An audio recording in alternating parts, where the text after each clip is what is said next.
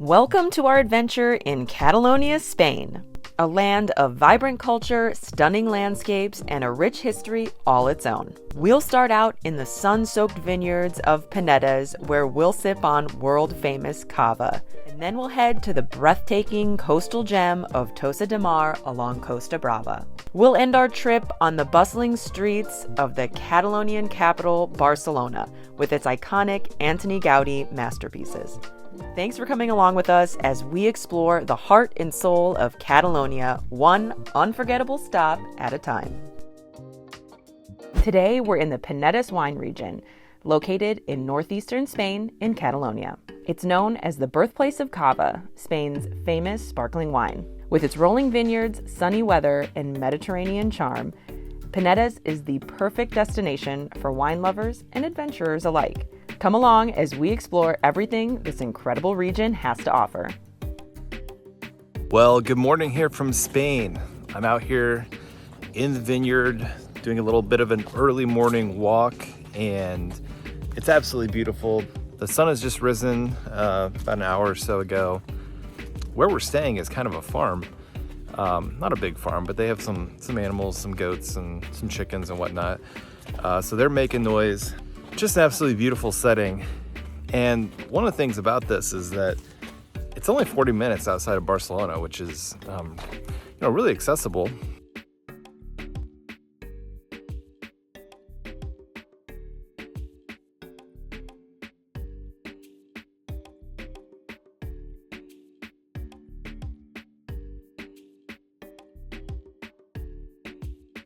A really terrific stay here at the hotel. It's a rural hotel right in the middle of a vineyard, as you can see. You can just kind of get out and walk among the vines.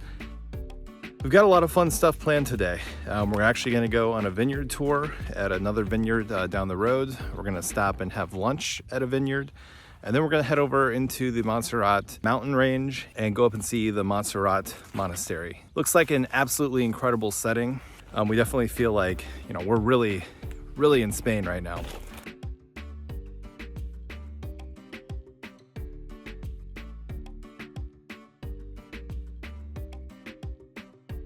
This has been a wonderfully relaxed stay. The grounds are awesome. The pool is great.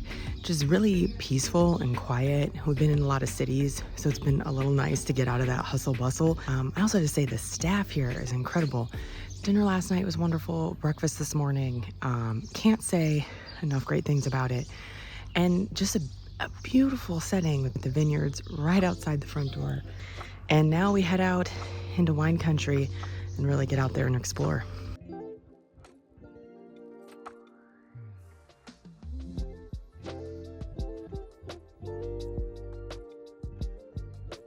Penedès is where Spain's famous sparkling wine Cava originated, made using the traditional champagne method. The region spans coastal, mid-altitude, and mountain zones, allowing for a wide variety of grapes and wine styles. It's located just an hour's drive from Barcelona, so it's an easy and popular day trip for food and wine enthusiasts. Native grapes to this region include Xarel·lo, Macabeo, and Parellada, which are staples for both Cava and still wines.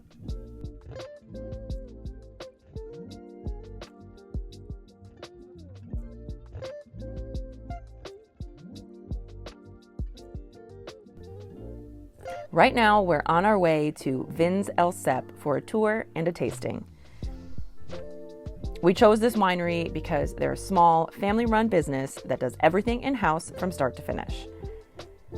They specialize in Cavas, but also produce whites and reds, and they create organic and biodynamic wines.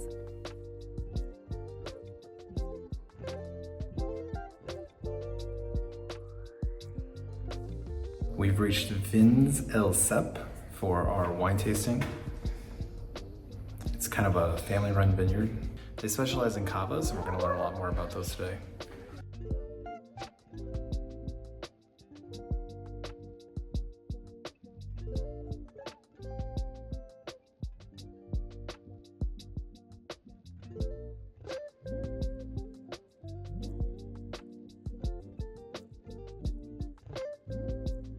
cellars. But the last year, we only sold 20%. Oh, okay. Amazing. Have a look. So they're like almost ready to get picked then? Yeah. So they're smaller than... Yeah, they're smaller, yes. You Okay. can, I suppose because...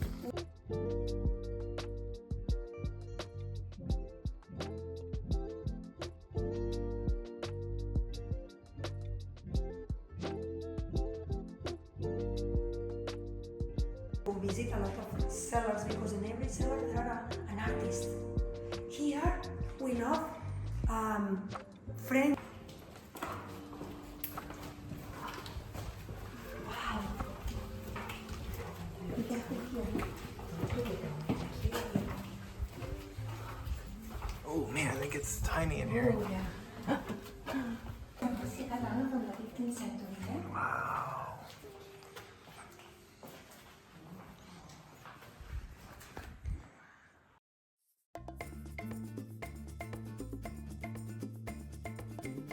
Vins al Cep is run by 4 families who've been making wine since 1980, but the entire estate dates back to the 1500s. Vins al Cep's motto, "From the land to the glass," encapsulates their commitment to producing wines that express the authentic character of the Penedès region.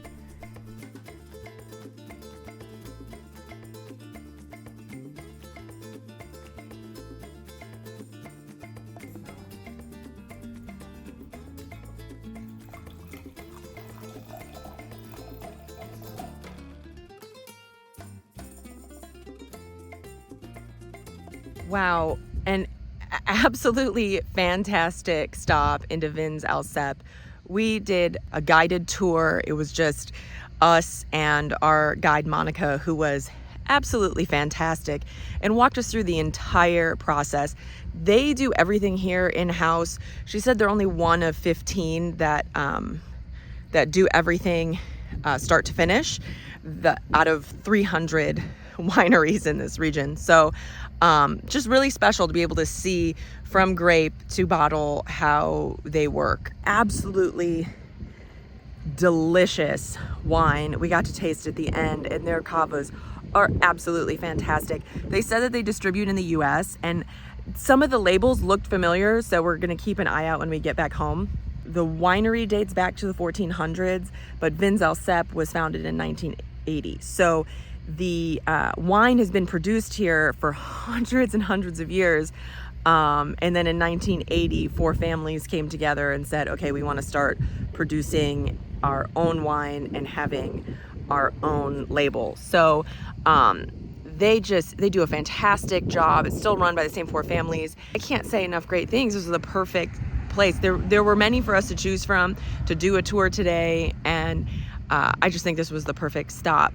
We've learned so much about the different grapes and the process of how they make their wine here. Just a gorgeous region, and we're enjoying so much so far, and we have a lot left to explore here. So now we're heading to a spot for lunch, but delicious wine, a wonderful afternoon here, learning about the process. Just jazzed for more.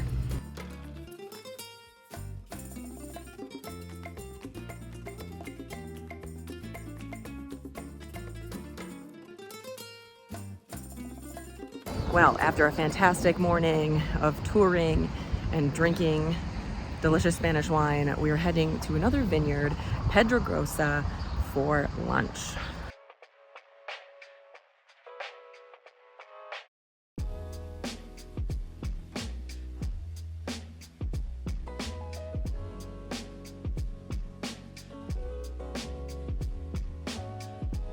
Here we have our first course here at Pedrogrosa. It's a price fixed menu, and the first thing that came out is the vichyssoise.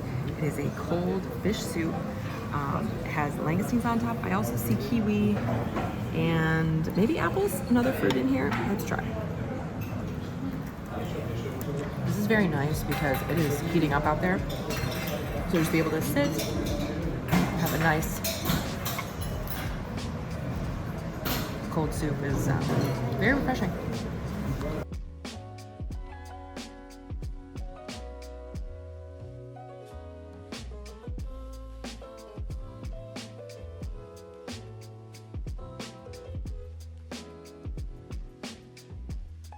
everywhere we've gone, the sauces in Spain are top notch.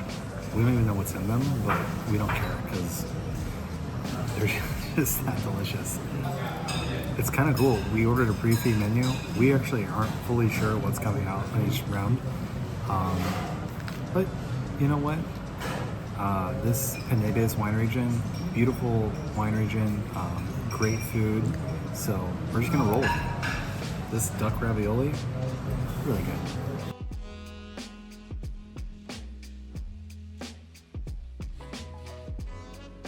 So we're always trying to broaden our horizons. This is a octopus dish. Kind of avoided octopus quite a bit, so here we go.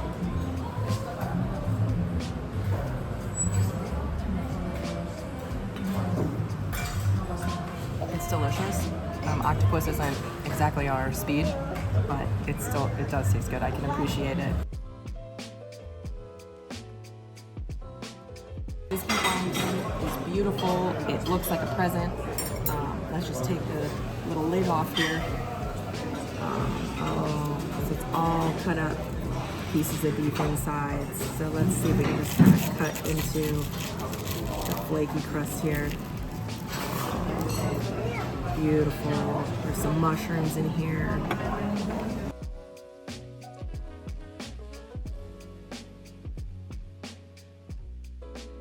Delicious, very rich, deep flavor. Let's get a little sauce is fantastic. Seasoned beautifully. And then this flaky pastry.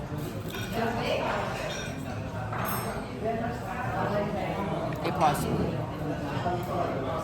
It's just been a beautifully plated meal. Delicious, start to finish. It's lovely soup. Beautiful, beautiful property too.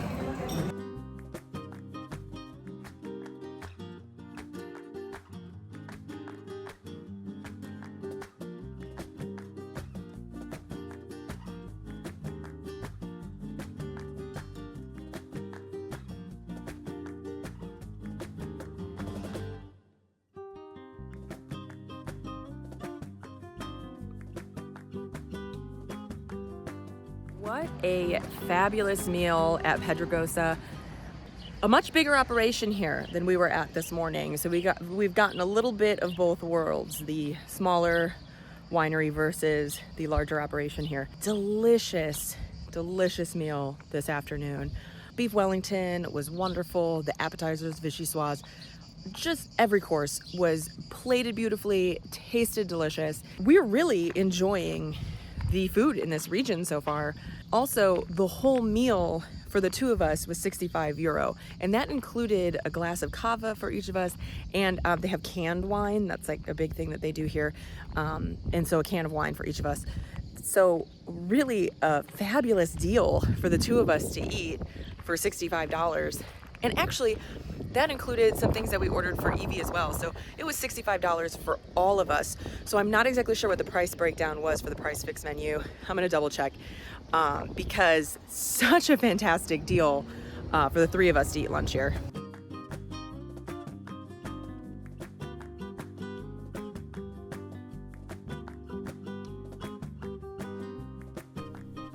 The Montserrat Mountains are famous for their jagged peaks and unique rock formations.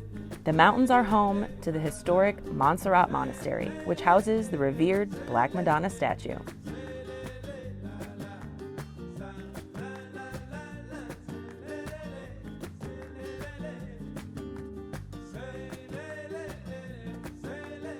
After that terrific lunch, we are leaving the Penedès wine region and heading to the mountains that we've been looking at for about the last 24 hours, the Montserrat mountain ranges. All right, we're getting close. We are about to take the train up to the monastery. The drive here has been absolutely beautiful, just seeing the Montserrat. It's a mountain range, but it's not. It's like a giant bluff. I guess the best way I can describe it. It's absolutely beautiful. You also saw on the drive-in a giant sky tram. my fear of heights would not accommodate That's a big fat no. going on that. So not a chance. You have to keep going straight. Not a chance we're hopping on that thing. Just parked for the train to the Montserrat Monastery. Very nice parking garage.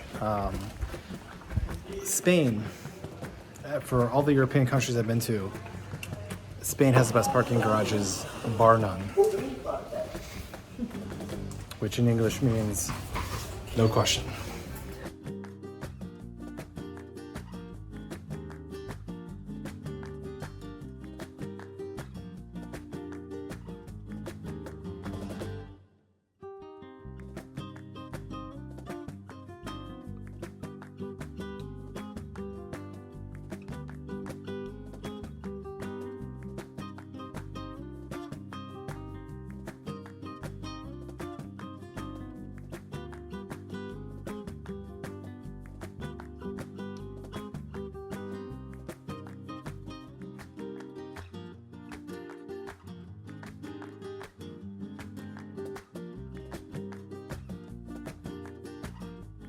We're heading up the mountain right now. This train has a little bit of oomph to it. A little more get up and go than I had anticipated. The train departs from the town of Monastery de Montserrat and travels a 5-kilometer route, ascending over 550 meters to the monastery. We thoroughly enjoyed the train ride and the opportunity to take in breathtaking views of the Montserrat Mountains and surrounding landscapes. Trains run frequently and the ride takes approximately 15 minutes.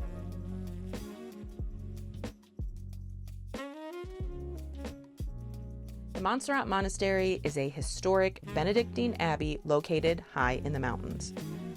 Founded in the 11th century, it is a major spiritual and cultural landmark, best known for housing the Black Madonna, a revered statue of the Virgin Mary. The monastery is accessible by road, railway, or cable car. It serves as a pilgrimage site and a hub for exploring the breathtaking natural surroundings of Montserrat. We just stepped off the train. It was about a 15-minute ride, not bad at all, pretty quick. Beautiful views on the way up, and wow, we are here. I think the funicular's open based on that. Yeah, I really can't imagine taking the sky path up, the aerial tram. That was, seeing that on the drive-in made my stomach hurt, so I can't imagine actually being on it. The train was exciting enough, but air's a bit cooler up here, and we are going to explore.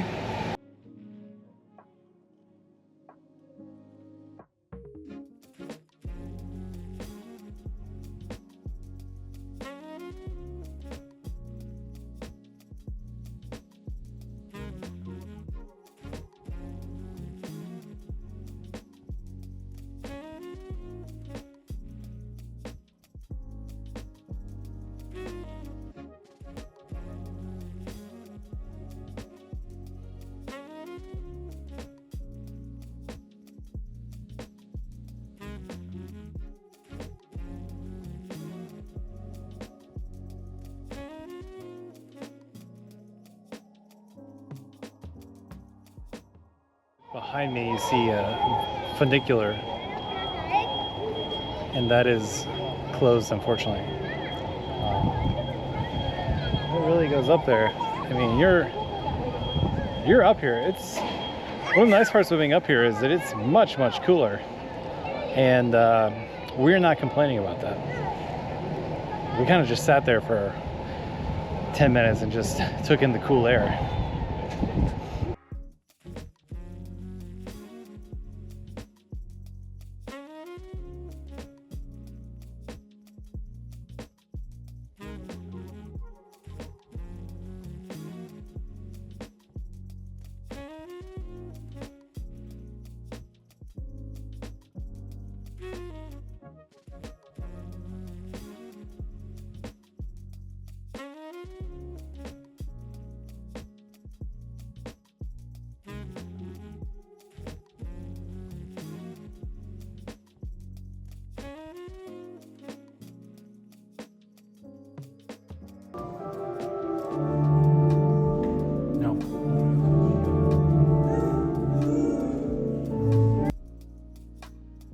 The Black Madonna of Montserrat is a revered statue of the Virgin Mary and baby Jesus, believed to date back to the 12th century. The statue is carved from wood and has a darkened appearance, attributed to aging and the effects of candle smoke over centuries. Declared the patron saint of Catalonia, the Black Madonna holds deep cultural and spiritual significance in the region.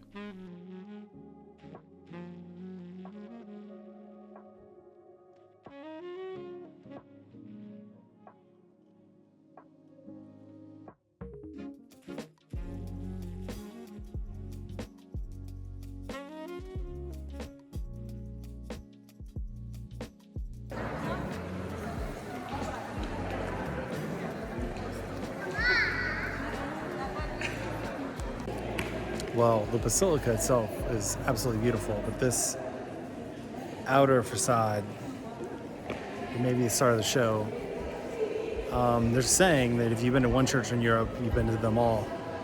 I don't believe that. They're all so incredible on their own. Just the architecture, the attention to detail. This one is no exception.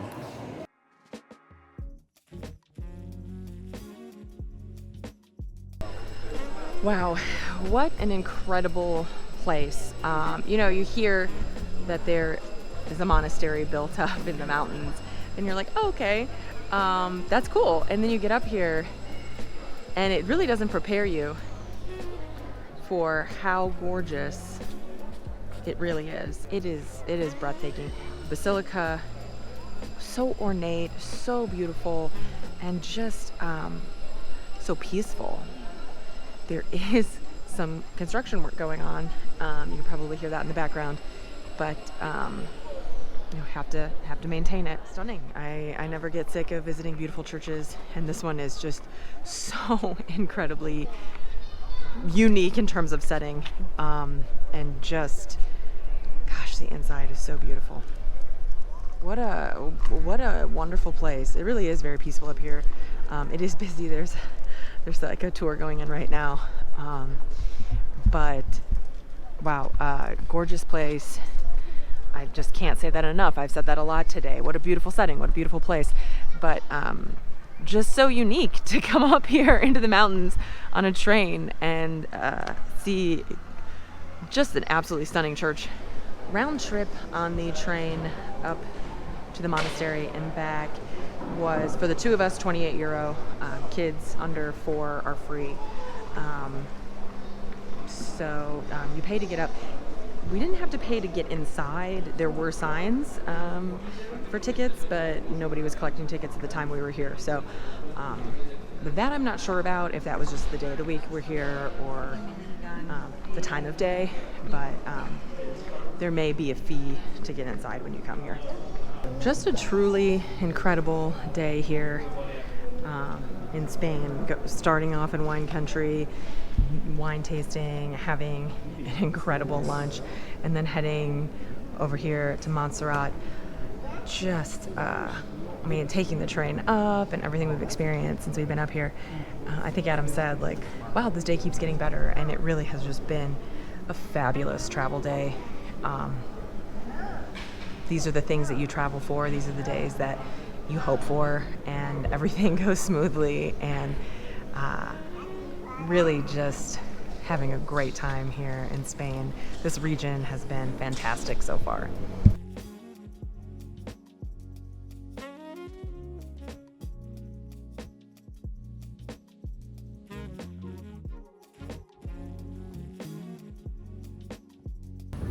We've returned to the surface of the earth.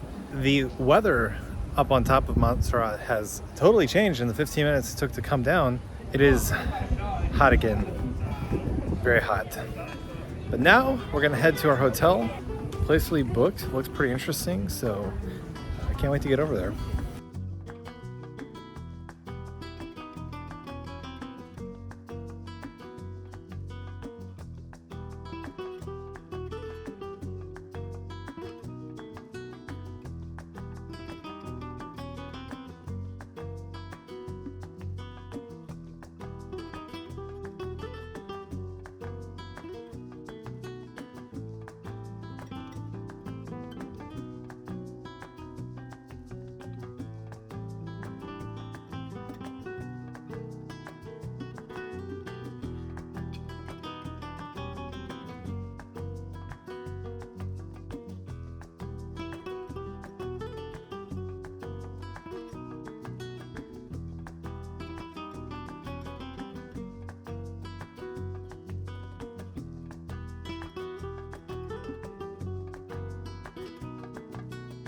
tonight we're staying at Olor del Mas, which is in a vineyard, and we're back in like modern cabins. It's so cool. The property is incredible. Beautiful vineyard vines everywhere.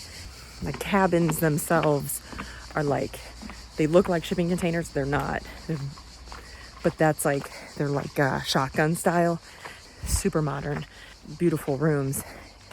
And the pool is really nice. We think it's connected to like a fitness center too, because there's also an area to golf and play soccer and work out. Really, really cool property. Beautiful area.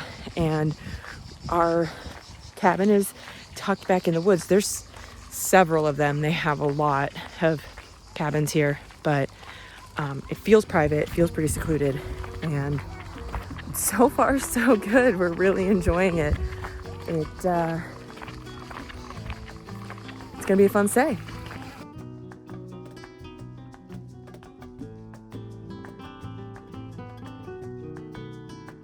What a unique stay. We have the castle behind me, we have vineyards on both sides, and we stayed in the woods in a singular secluded cabin. Just a great place to escape a little bit.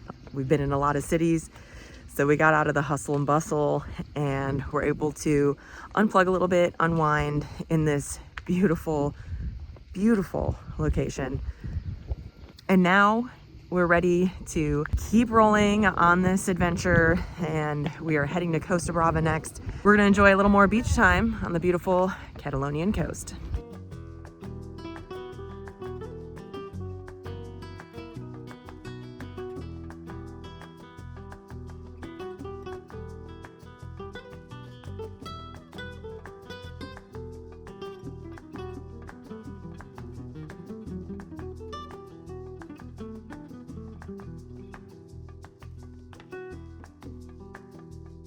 For our next adventure here in Spain, we are heading in to a big grocery store. We're heading into a Carrefour, but a big one. They have Express in the cities, or like, even in town on street corners, but we're heading into a big one.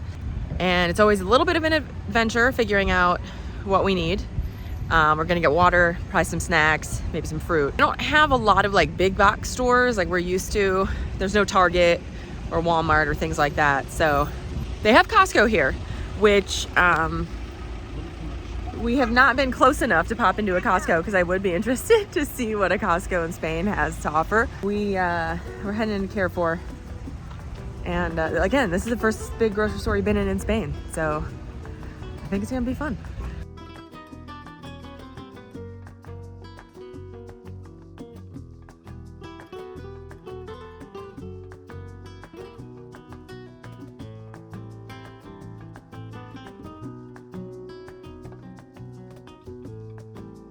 That was a much bigger grocery store than we have been in on this trip. Again, we've been mostly in cities, so we've kind of popped into the different smaller markets. That was a huge store. The deli section was quite impressive. The charcuterie available, and you could get like a whole leg. And the seafood. They had like whole squids just like hanging out there too. And I think people thought we were a little weird for taking some video of it.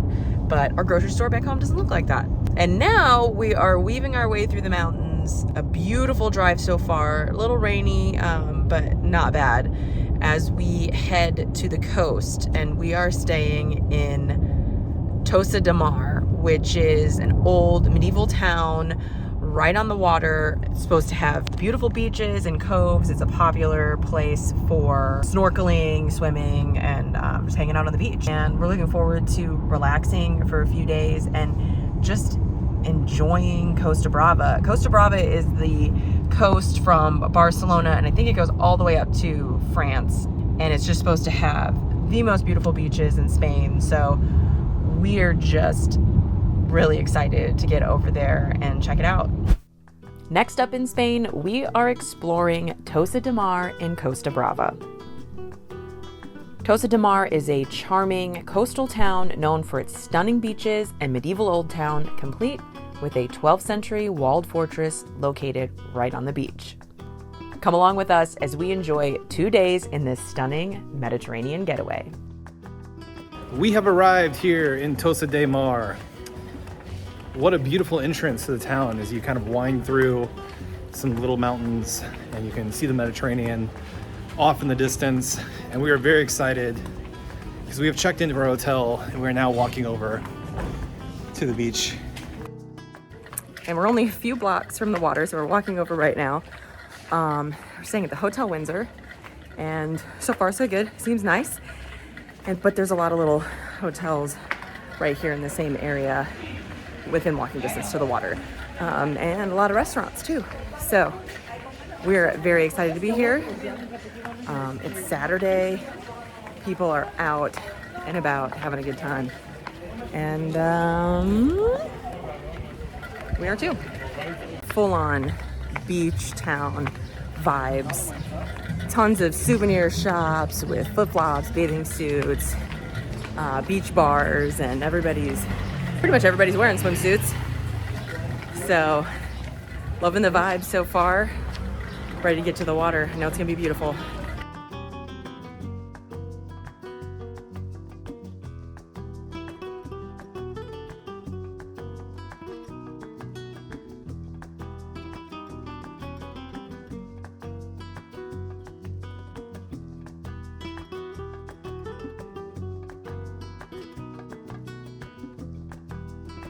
Such an incredible setting here at Grand Beach. This is the biggest beach here. I mean, you're just laying on the beach, Mediterranean out in front of you, and an incredible medieval castle just towering over you. It's getting a little hot, so we're gonna leave the beach. We only lasted about an hour and a half, but it's a fantastic setting, fantastic beach, and I'm excited to keep exploring the town.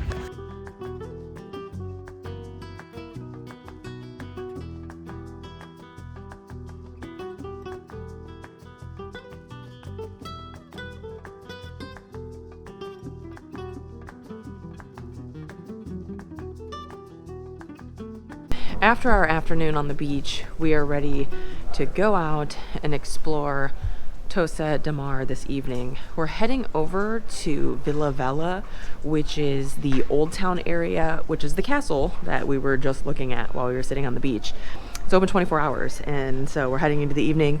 We're gonna head up there, check out views, and then we're gonna head along the main drag and I think just kind of pop into places and get a few things to eat and explore the rest of the town.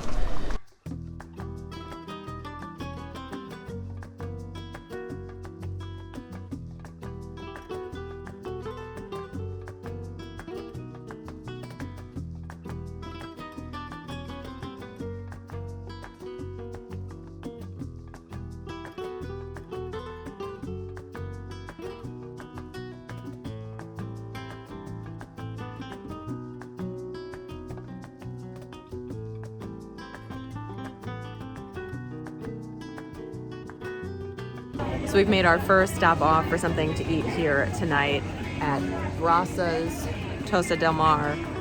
We are getting a steak sandwich with garlic aioli and mozzarella cheese and candied tomato, which sounds really good.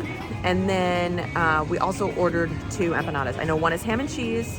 I'm not sure what the other one is. You know, we've had so many delicious sit-down meals, and tonight it's busy, it's Saturday night, and we're just thinking we'll grab some things quick here on the street while we're exploring and just sort of get our footing here in the city.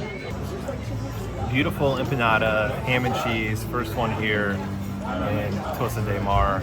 It looks so good sitting in the window. How can you pass it up? It's gonna be hot. They pop them in the oven, they come out. You gotta wait like 5 minutes before you can even bite into them, but worth the wait.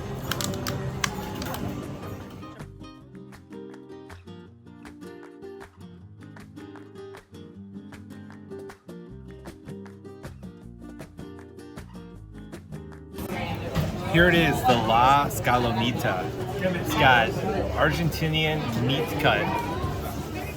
don't know what that means. That might be lost in translation. A garlic mayo, rocket salad. Again, I don't know what that means, but Arugula, I think it's arugula. Mozzarella cheese, basil oil, and candied tomato. Looks terrific. That is absolutely loaded with flavor. You taste every ingredient there on the first bite. The meat's terrific. You got the mozzarella kind of melting on there.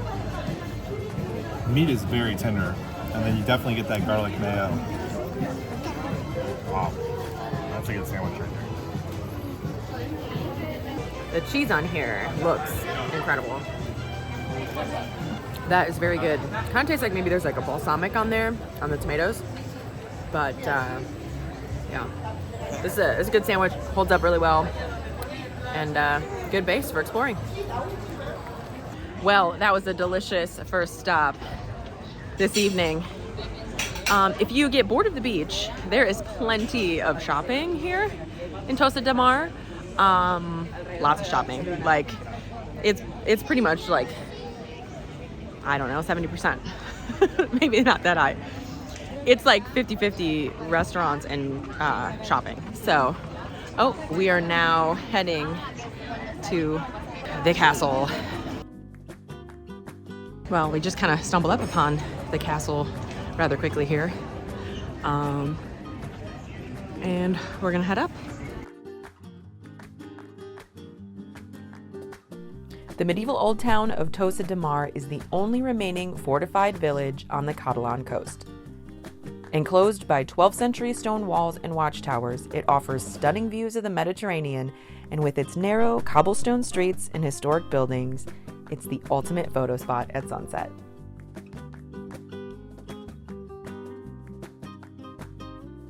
As you come in at the base of, they call this Old Town, there are restaurants and shops, and then you continue up the steps into the more like castle area. Let's take a view from up here.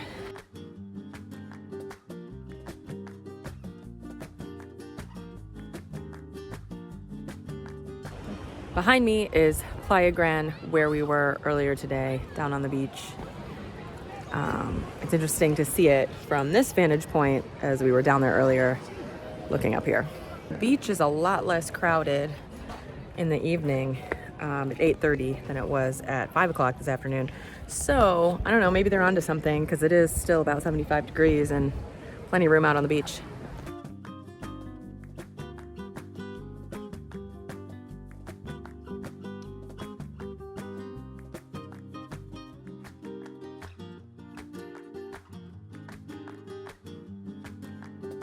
Well, you definitely feel a bit like you're on top of the world up here. Between the view behind me and the view out into the Mediterranean, just a unbelievable location. It's such a nice day. You don't get days like, well, they might get days like this all the time out here, but not where we're from.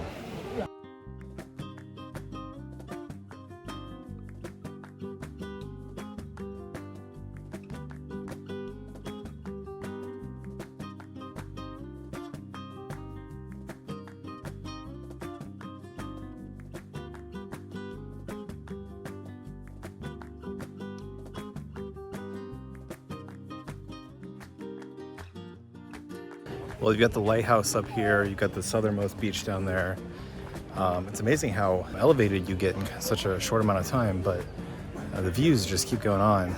And I feel like evening's the perfect time to hike up there because temperatures are cooled down and it's not too crowded up here. But with that, I think we're gonna head back down, finish up dinner, see what else Tossa has got in store for us.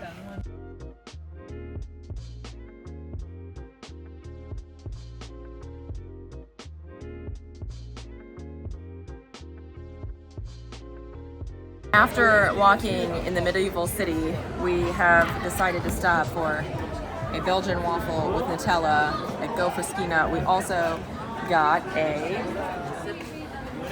fruit smoothie,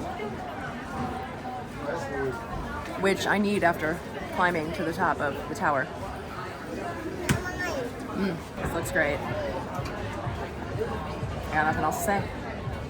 That is a very dense waffle. The waffle itself is really flavorful. It's sweet, and then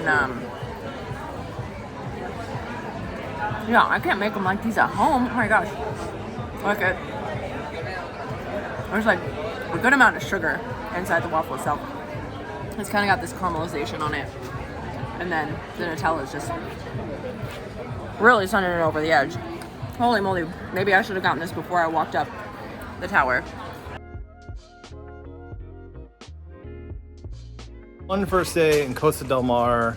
We just wanted to go up to the castle tonight, grab a quick bite to eat. We got a lot more planned tomorrow. We're gonna go out on a boat. We're gonna go to a couple different beaches and explore this town a little bit more. Hopefully tomorrow we get to have a sit-down meal. Pretty crowded tonight. A lot of these places need a reservation. You know, these late dinners, they don't mesh too well with having a 2-year-old. You know, we gotta do our best to find a good restaurant that we can get a reservation at.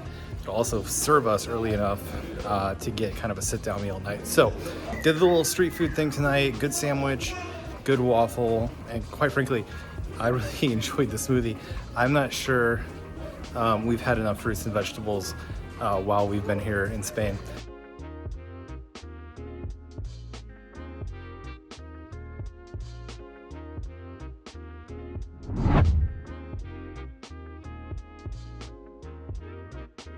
First activity this morning, hopping on a boat. Supposed to have a glass bottom. We're gonna go see some caves. We're gonna go to hopefully a secluded beach. Pretty exciting start to the day here in Tossa del Mar.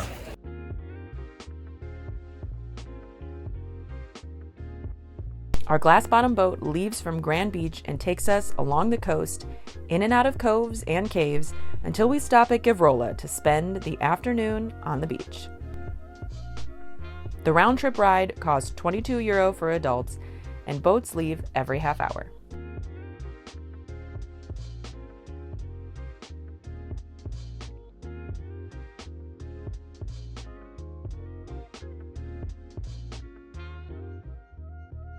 This has been pretty great so far. You got the open, Glass bottom boat, awesome. yeah, you've gone over, you can see fishes. And you can see there was a guy scuba down there too. Scuba diving? Scuba diving. Scuba diving. And then we're going to be going to some beaches.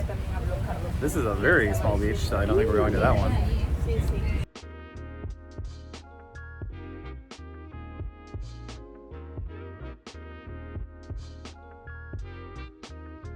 I cannot get over the color of blue this water is here in the Mediterranean. It's like a piercing navy. As you get close to the shoreline, it's light blue. And then these rocks, I don't want to describe them as tan because that's too bland, but they're just so striking up against the blue. Absolutely beautiful, beautiful shoreline here in Costa Brava.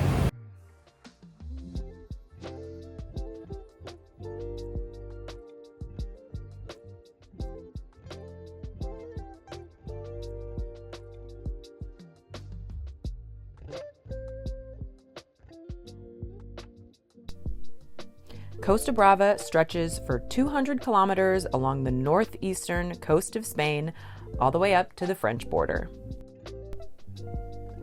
It's known for its rugged cliffs, charming fishing villages, and beautiful beaches.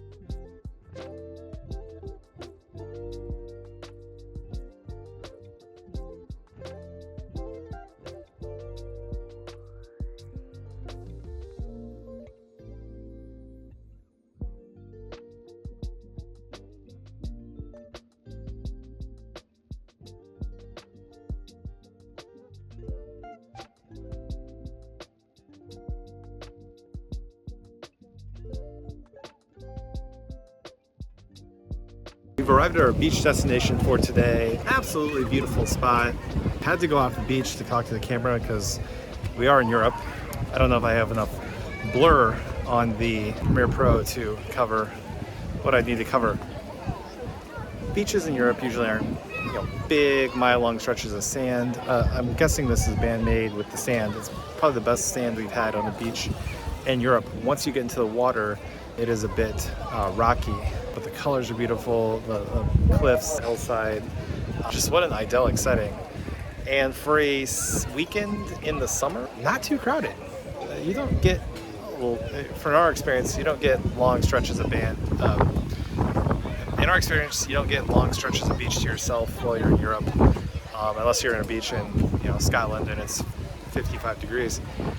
But really couldn't ask for a better day. I think this is why you hop on a plane and go somewhere else, because it just is a chance to see a different part of the world and just have one of those days you always remember, which is what we always try to do. There's a restaurant here. I think we're gonna grab a small bite to eat, maybe a drink, just hang out here for the rest of the afternoon, but this so far, A+, absolutely A+.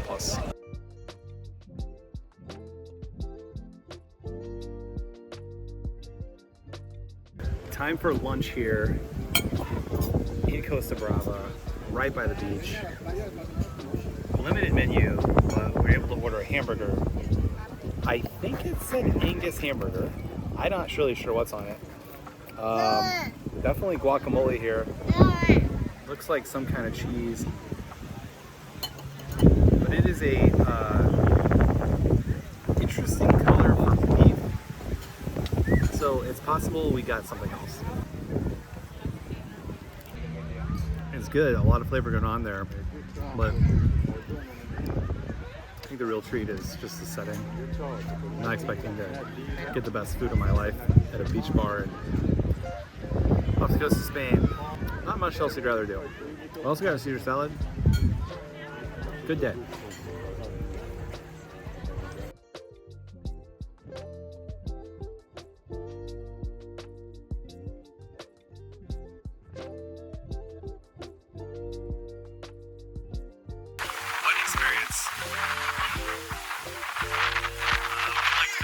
Someday. I don't know, we might rearrange this trip so we can just come back this week. It was a choppier ride back. Unfortunately, Madeline's still held up for now, but I don't know how much longer it will. We're even rocky going into the bay here in Costa de Mar. A terrific amount of fun had this morning, this afternoon. Heading over to the other beach, Tossa de Mar, becoming one of my favorite spots I've ever been. We're going to head back to the hotel now for a bit, siesta time, and then get back out here in the city, keep enjoying Costa Brava, because what an idyllic day. We are back in the city. I won't lie, that was touch and go for me on the ride back. Got a little boat sickness. Beautiful, very fun experience. Amazing beach, totally worth it. I think it was like €22 for the two of us and EV, so children under 5 were free. Absolutely worth it. Some people didn't even get out. They just rode the boat over, went in the caves and then rode the boat back, which would totally also be worth the price. A great time, great beach. We went early. We went around 11 and it wasn't too crowded, but just when we came back and got dropped off, I think it's closer to 3 o'clock now, and the line to get on the boat was all the way back on the beach. Just a great day, great beach day, beautiful weather here in the summer. Just can't say enough great things about Tossa de Mar. We're having a fabulous time. While in Tossa de Mar, we've been staying at the Hotel Windsor. I think I mentioned it before, but it's only a few blocks from the water. It's been really easy to pop in and really get wherever we want to go.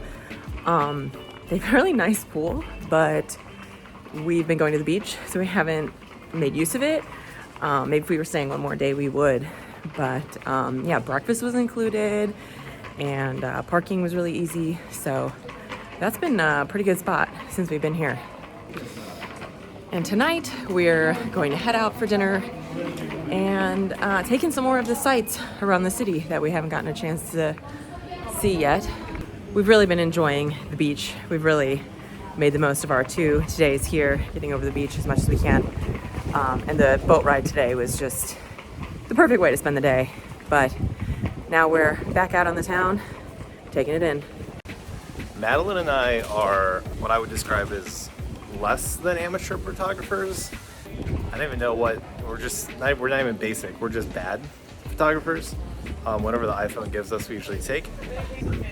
The lighting in this town is absolutely terrific, and we just took some really good photos. So another fun little part of Tossa de Mar is you get a nice little family shot, even if you're a couple simpletons like us behind the camera. It also helps to have just amazing little streets like this. Every street you go down feels like designed by Disney or something. Of course, Disney steals from places like this. They definitely predate Disney. It's the real thing.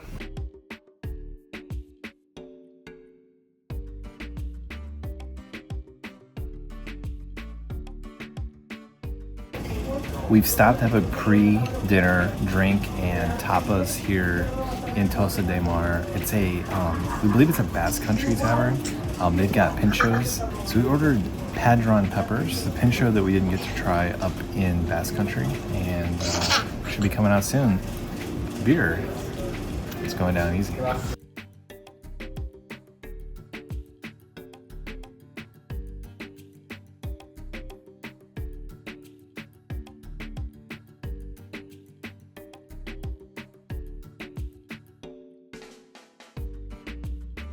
Here are the padron peppers. They remind me of shishito peppers. They're hot, but I'm going to try one anyway.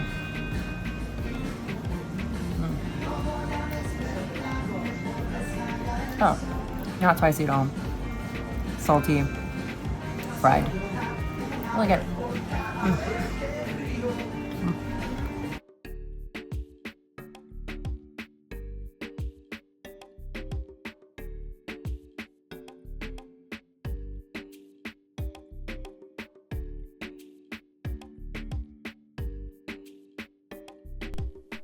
For dinner tonight, we head to Old Town, to El Petit, for some Costa Brava cuisine.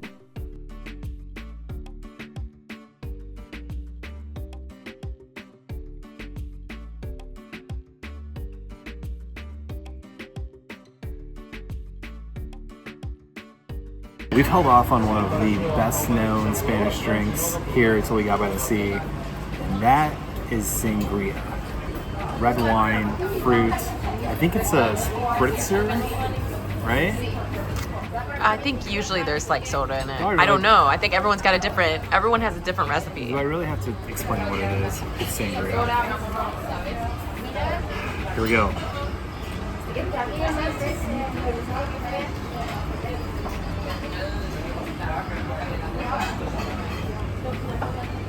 That is quite good. I think the setting really adds to it, being here by the coast. It's just refreshing, especially in Spanish summer. You get the heat coming down. Totally fits the moment.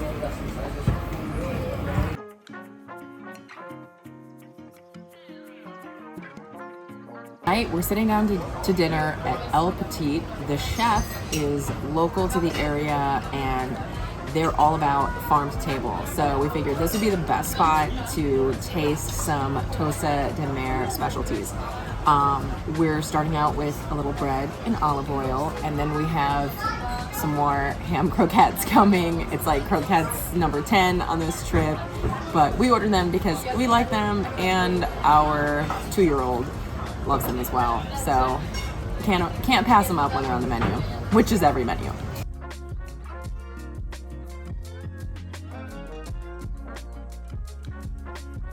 We also got some bread with tomato to start.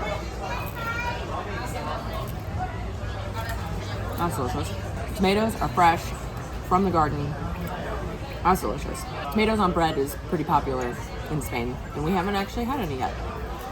And then for dinner, I got chicken and prawns in Tossa sauce, which is a local dish. And Adam got the paella for one. And although we're by the sea, he did get the paella. I think it's called like the farm paella, and it has chicken in it. I have a feeling it's going to be a lot more than just enough for one. But we're already off to a great start, and you cannot beat the setting. We're in Old Town. The castle is right here, and things are getting busy out on the streets there. It's 8:30, so we're early to dinner tonight. The paella here is much darker than it is when we get back home, and I think that this crust that ends up forming kind of on the side, it's kind of considered a delicacy here in Spain. So we're gonna scrape up a little bit. All done. Home, paella is kind of this bright dish. It's got yellow rice, red peppers, green peppers, brightly colored shrimp. And here, it's a darker dish. And it truly kind of originates from the Valencia region, but it's kind of hard to turn down on certain menus, especially because a lot of their dishes are things like squid, anchovies, and we've tried them. Not our traditional cup of tea. Here we have the farmer's rice. Here you go, first bite. We're gonna get a little bit of chicken. Chicken, not as common in Europe as it is in the United States. So we kind of order it wherever we can because very pork heavy country. If you want a lighter meat like turkey or chicken, turkey is almost non-existent, which is why we have 2 chicken dishes here tonight. But let's get a great bite of paella.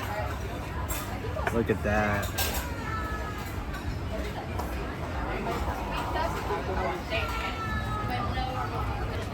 Sangria, paella, beautiful city.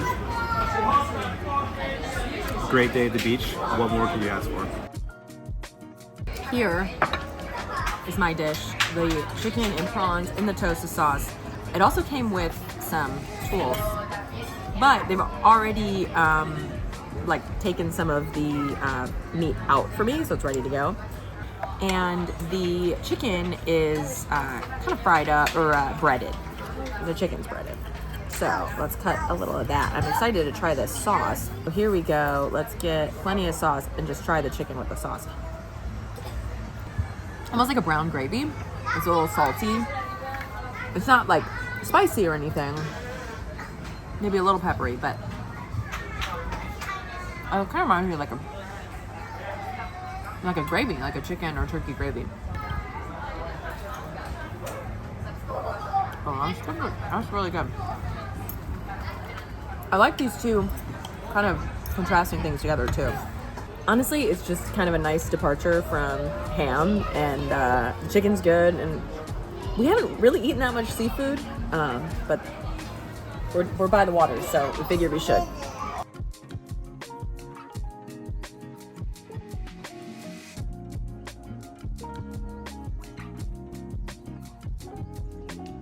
Tonight at El Petit. Very much enjoyed the paella, Madeline's dish. Very good. Interestingly, tonight is the Euro 2024 final between Spain and England. So definitely a vibe of like, if the it starts at 9. So if the Spanish were ever in a rush to have dinner, it was tonight. They're wheeling out TVs kind of into the street. Everyone's kind of around at different cafes where the game's on. So we're in the football spirit, and everyone's jazzed. There's just you can just feel it. There's excitement. People are ready to. They got flags, they're wearing jerseys. They're ready to either go home and watch it or stand in the street. They don't really go in the sports bars. They kind of stand outside of them and have drinks and watch them inside. So. Yeah, I don't get the vibe that sports bars are as much of a thing. They definitely have some bars that have schedules. It's like, this is when football's on. We're gonna try and watch it. So we'll see. Also, places are closing. Like Yeah, all they're the like- shops that stayed open late the other night, they're closing down. Some of the restaurants are closing early, and I'm Yeah. like, good for you, do it. That's great. It's kind of like a holiday. Yeah. Literally happened at 9 o'clock. Yeah, Like, we're done. yeah. TV's on. Close the doors. I should note that if someone from Spain is visiting Chicago when the Cubs or the Bears are in the playoffs, they can expect the exact same thing, except our massive sports bars will be very, very wide open. And it doesn't happen that often, so chances are it's Okay, happening stop. when you're visiting. Stop with that slander. It's going to be happening a lot more. And if you're from Spain and want to come visit when the Cubs or the Bears are in the playoffs, send us a message and we'll make sure you have a good time. I love it. I love it. It's like March Madness. Is it bad if I say Spain's about to win? And I want to be on the street for the celebration?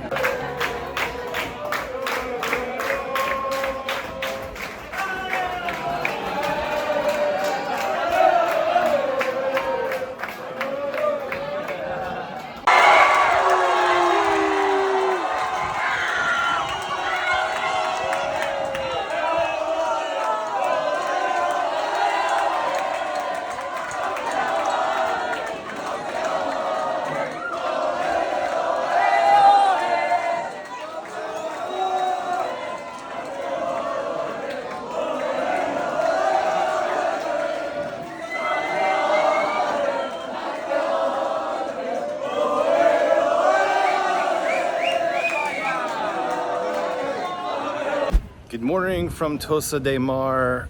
Very fun day yesterday. We're gonna be heading out soon. Just had breakfast at the hotel. Last night Spain won, so it was some celebrations in the streets here. I'm sure it was a lot crazier in the big cities, but it was fun to see and watch. Absolutely loved our time here. Terrific city, beautiful area. Can't wait to return someday. We're gonna be heading to Barcelona, but an hour and a half drive over, and we've been looking forward to this portion of our trip. After traveling across Spain, we're now in Barcelona. We're so excited to explore everything this great city has to offer.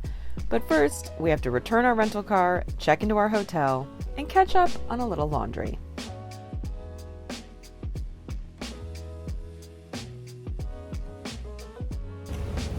The car has been returned to the Barcelona train station. I have gotten on the subway, gotten back towards our hotel, and now we're gonna do the really exciting thing when you first get to Barcelona. Let's do laundry. We're here for just under 3 weeks in Spain, and we knew we'd have to do laundry at some point. We didn't really book very many hotels before we got on the plane. That's because we knew the weather was gonna be hot. We wanted to see kind of where in Spain we should go. We had a rough outline. When we thought along the way, we'd either stumble into a hotel that had a laundry facility or get like an Airbnb that had done that. We did. It just happened to be the first stop we had in Madrid. Since then, no one has had laundry. No one has had, we haven't gotten any Airbnbs. They just haven't made sense. So here in Barcelona, there's a kind of an autonomous laundromat just across the street from our hotel. And so we got in, returned the car, doing laundry. Hopefully it gets done smoothly and quickly, and we're good to go for the rest of the trip. I know that was a really exciting laundry update, which is exactly why you should subscribe. And we got a lot of fun adventures left in store. While our laundry gets done, we're gonna go eat pizza across the street. There's a wood fire, kind of Napolitano style little pizza cafe. Good reviews, looks good. So kind of a perfect setting.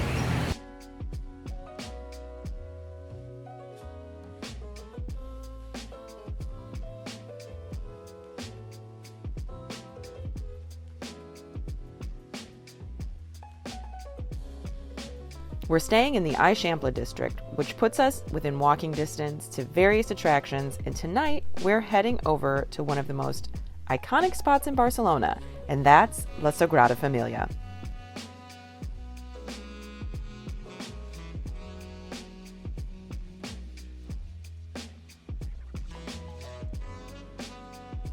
La Sagrada Família is Barcelona's most famous landmark, a breathtaking basilica designed by the legendary architect Antoni Gaudí.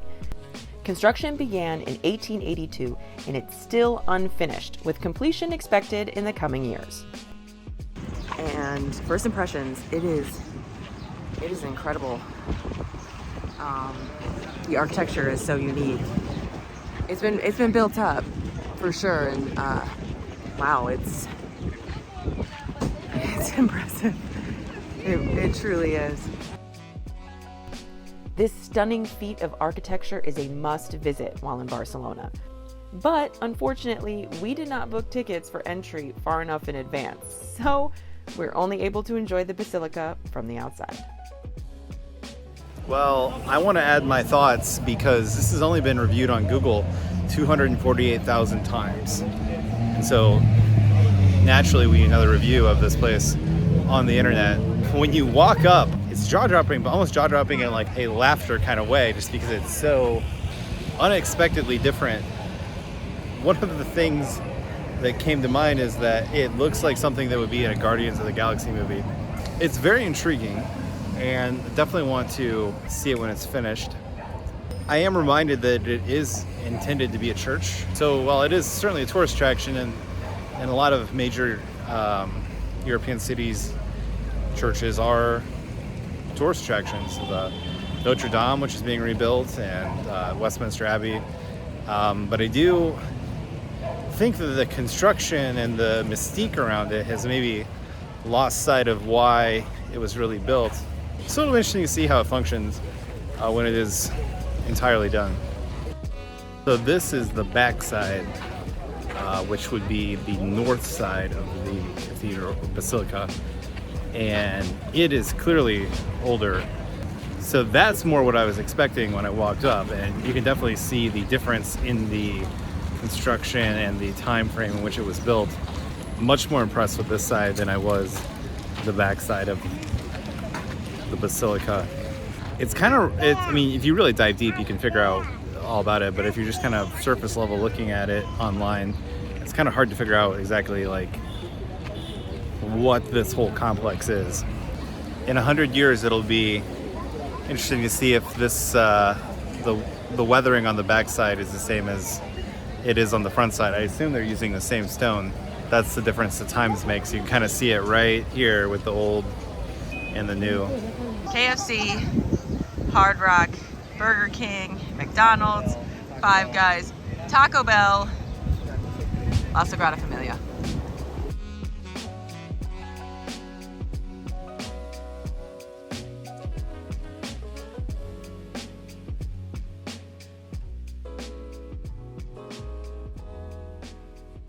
We're learning that these travel days in Europe are not the best for just vlogging the way we typically do. So on days like today, we're just going to cut these into kind of the longer videos, and the more focused videos we're going to do in kind of a shorter sprint. So tonight we're just grabbing dinner by the hotel. Still going to go to a well-reviewed restaurant. It's also hard to source restaurants. Typically what we do, blogs, Google reviews, Yelp, much harder in Europe.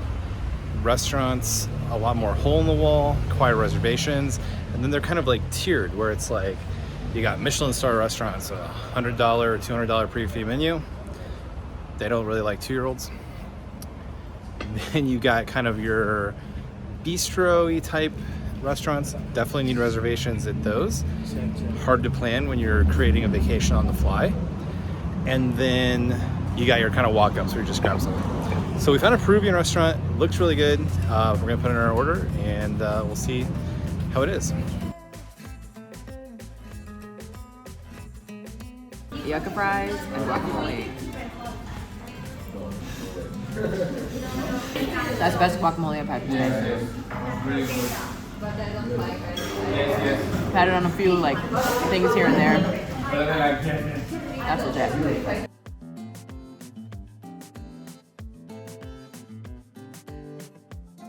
Here's my dish. It's a beef tenderloin dish, tomatoes, potatoes, red onions, soy sauce, oyster sauce. Is oyster sauce Peruvian? I don't know. And fresh old rice.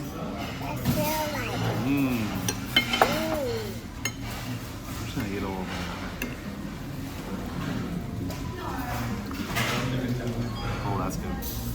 I've eaten a lot of salt here, but there's like a certain type of salt that's kind of missing in the food. I can't explain it. All the salt I think comes from lung, and this has soy sauce. You know what it is? I haven't had umami. That's six flavor that you can't explain. Come to Spain, and when you find it again, you'll be like, ooh, I've been missing that umami. This has the umami.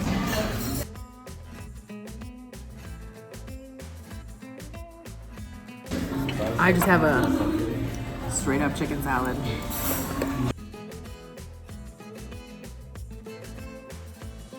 One thing I've started to notice when walking around this neighborhood in Barcelona, I can't forget to look up. The buildings are absolutely beautiful. The balconies, the windows, the shutters, and I'm such an architecture nerd that it's kind of caught me off guard.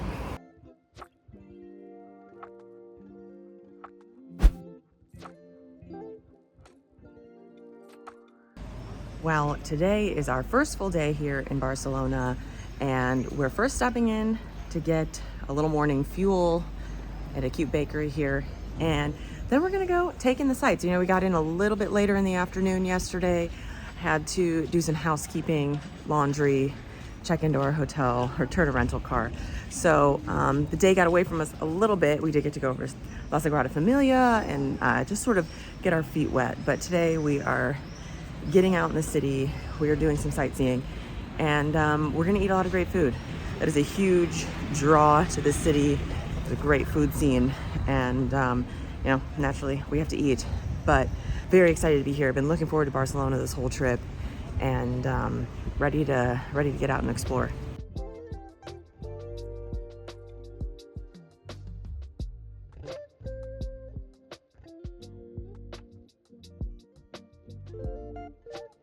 We have got our pastries at Origo. They had absolutely beautiful bread. It's not really the time of day to eat an entire loaf of bread, but I wish it was. There were people with huge bags full of it. I've got a cold brew. And then we have some delicious pastries here. So this is a cardamom pastry. That is very good. I mean, look how beautiful the like folding is. I'm not a baker. I'm very impressed, and I do watch a lot of British baking shows. Also have pan au chocolat, which, I mean, look at that. That is gorgeous. So flaky.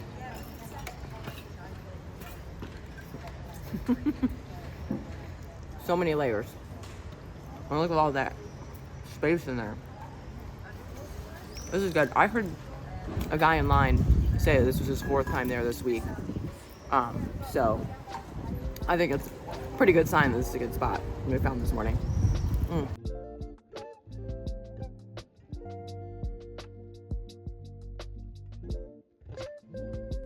Today, we're exploring the second most popular landmark in Barcelona, and that is Parkway.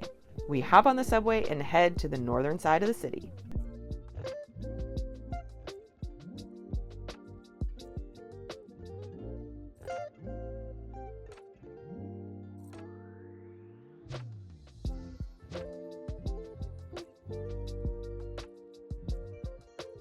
We're heading to Güell, and we're climbing a steep hill. Whew. Feels a little like San Francisco. We took the subway to get over here, and that was very easy, very simple process. So don't ever be afraid to take public transit, because it's the easiest way to get around. You don't have to mess with taxis or anything like that.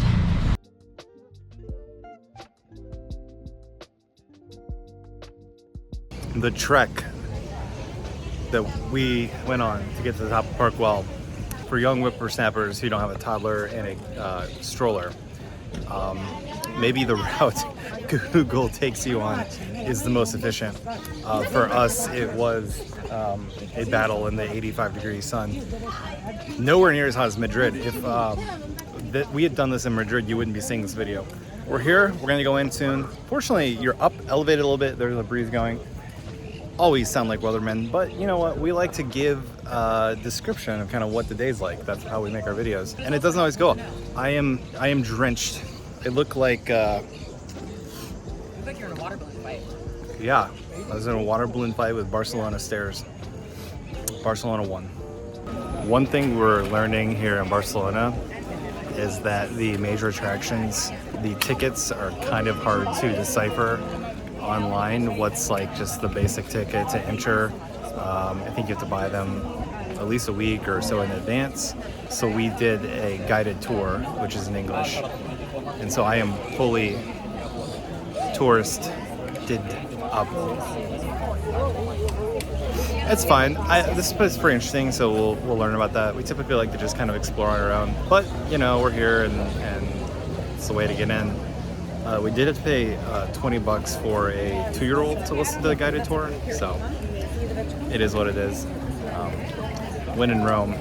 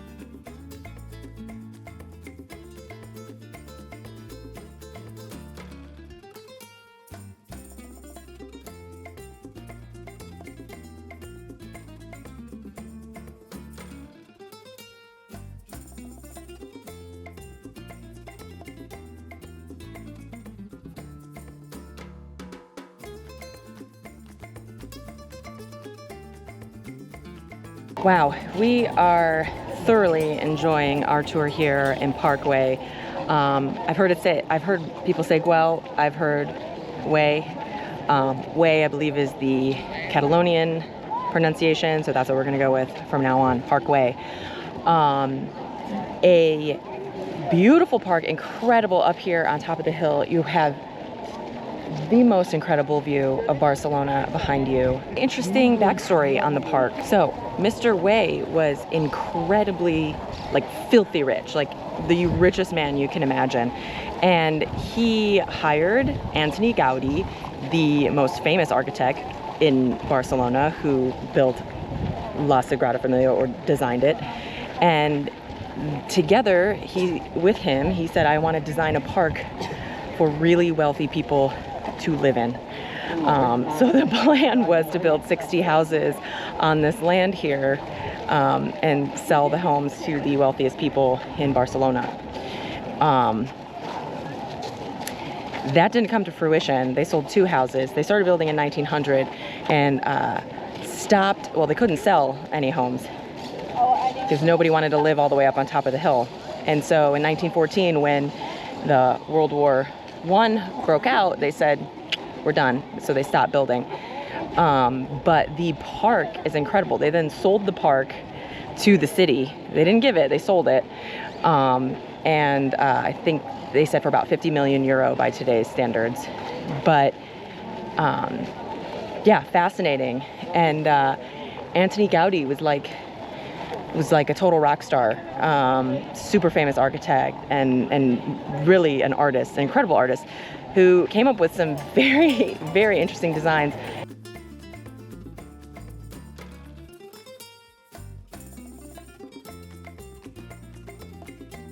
So you can see, you have a view of La Sagrada Familia down below from up here. And the plan is to have it finished, they said, by 2033. In 2026, that'll be 100 years since Antoni Gaudí passed away, and they're going, the largest tower in the middle is supposed to be finished, and they're going to have a huge celebration of him and his life and his works. So we'll definitely be back in 2033 then, I guess, to see it all completed. And we'll make sure we get tickets more than a week in advance. Loving this so far, loving the tour we're on. We're learning a lot, and yeah, excited to see more, because this is, I mean, the mosaics on the benches, like there's just all these small details in this park that are just really incredible.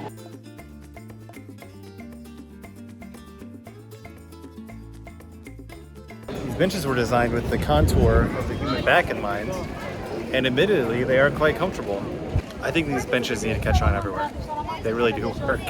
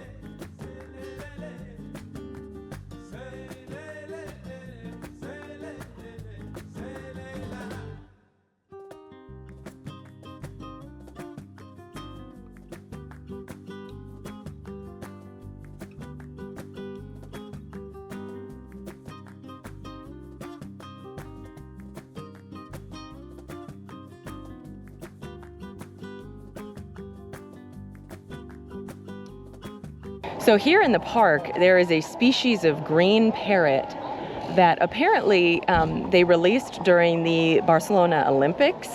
And it was like during the opening ceremonies, they released all these birds, and then they just like adapted to the area really well. And now they live here, and they inhabit the park quite a bit. Oh, here.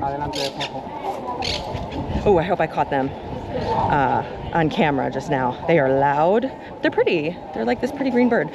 I like stories like that where they have these ideas to release animals into an area and then they just adapt and live there. Doesn't sound like they're like invasive and really mess things up like some other stories I've heard introducing animals like that. But yeah, it's just that was an interesting side note story on our tour.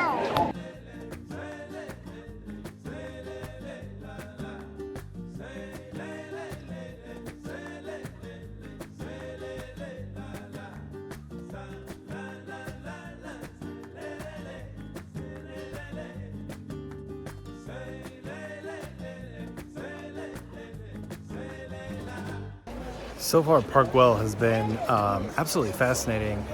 What's really interesting to me is that it's essentially a failure, but it was also a success. It was meant to be a planned community.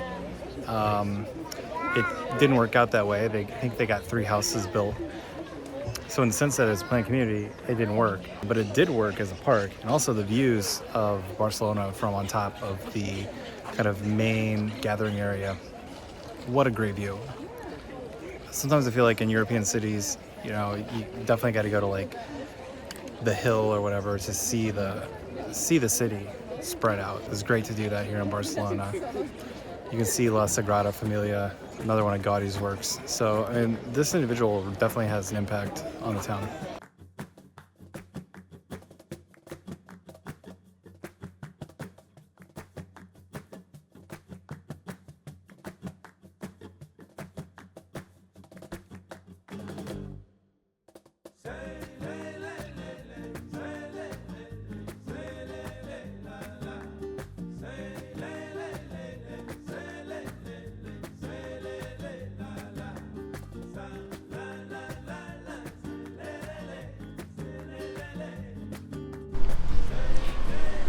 We have just exited the parkway. We're making our way back down the hill. Wow. I cannot say enough good things about our tour. We booked a tour through Golden Tours. It just really brought the whole experience to another level for us, because if we had just gone in by ourselves, you know, taken it in, we would have thoroughly enjoyed it. But learning a little bit more and they pointed out some of the really intricate details, which are fascinating, because they said Antoni Gaudí put all the, you know, he had all of it in his brain. He designed everything, designed all these really intricate designs all over the park, the benches, the ceilings. And our tour guide said that he never really explained what any of it meant. That he drew inspiration from religion and from nature, but that he never explained what anything was. So like the staircase when you enter is, they call it the dragon staircase, but it also kind of looks like just like a regular everyday lizard.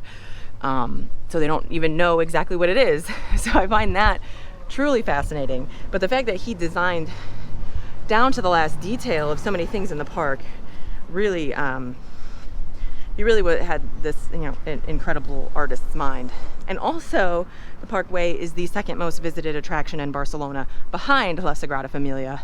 I believe it. It was pretty busy in there. So again, glad that we had a tour to kind of guide us through, keep us together, and bring us through the park in a way that made sense. They couldn't sell any of the houses because nobody wanted to live that far away from like the city center of Barcelona, which I can see. I mean, we climbed all the way up. So at that time, there was no public transit to get up there in the early 1900s. But just a great way to spend the day at the park. Beautiful views of Barcelona. And got to learn a little bit of history of the area and learn more about Antoni Gaudí, like what a famous architect who really left his mark here on Barcelona.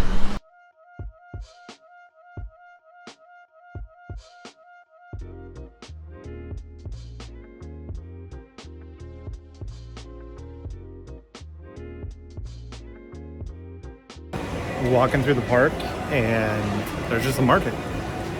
And the food looks absolutely incredible. We are heading to lunch soon and have nowhere to cook the food. I definitely could get used to this.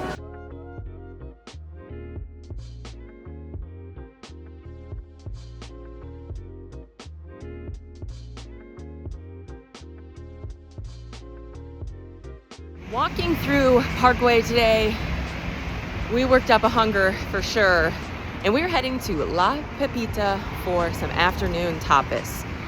It looks like a really cool spot. Their food looks amazing, and they have sort of a modern take on traditional tapas. So we're excited. Like I said, the menu looks great, and we were very hungry.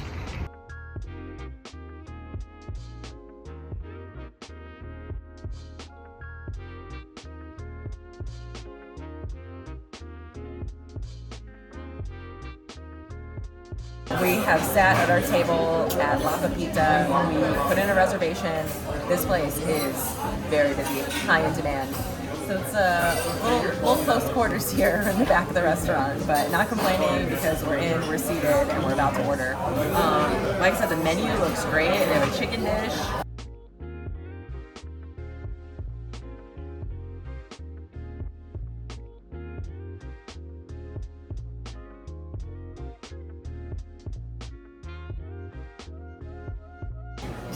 So we were just sitting here. They asked if we ate shrimp. We said yes, and they sent out some red shrimp croquettes. It has a romesco sauce on the bottom.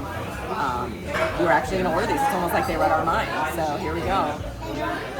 I like that it's a little bit different. We've had a lot of croquettes, red shrimp. Here we go.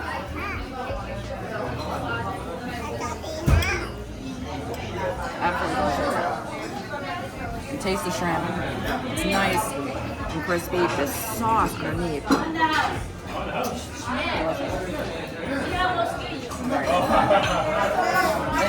We're off to a really good start. We just placed our order. We've got a lot, so I'm going to try and remember it all off the top of my head. We ordered an artichoke hummus and a small steak tartare, because Adam has not had his fill of steak tartare. We ordered the classic pepita, which is a grilled tenderloin. We also got gambas al ajillo, and which is like the shrimp in a spicy garlic sauce. And then the last thing we ordered is the peppy chicken. This is the dish I saw online, and I was like, immediately we're getting that, no questions asked. So I'm really excited for that one. She said it's a little bit spicy, so we're getting sauce on the side. But sometimes when they say things are spicy, they're not as spicy. We're sitting right by the kitchen. We're seeing food coming out. It looks fabulous. Like I said, this place is packed for lunch. This is the place to be today. And we were also very hungry from our trek up to the park this afternoon. So we ordered a lot of food. I think it's going to be enough. I don't think it's going to be too much.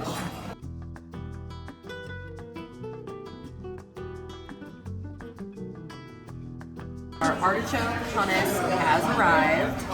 Let's go ahead and build one. Here, we got the chips, we got the hummus. There's also just like a whole artichoke on here, and I'm probably just gonna eat as well, but let's just go for the hummus first. And some whole chickpeas. Also is on there for good measure. Just like a slight artichoke flavor for the hummus. Also like very light citrusy. Delicious. These are super crispy. They're like pita chips. They're really good.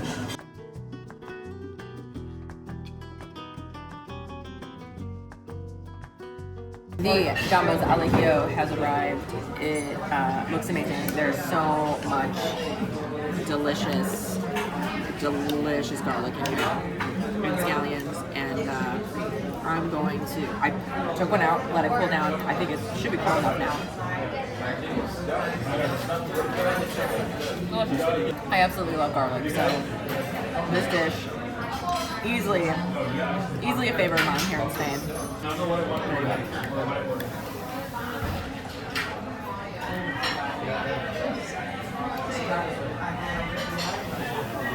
Totally worth it. I'm gonna be breathing fire later with all that garlic, but that's worth it.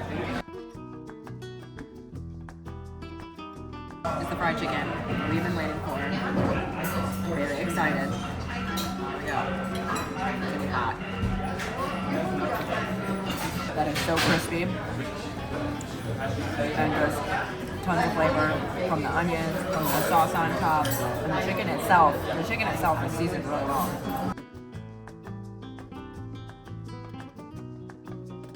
Steak tartare for one.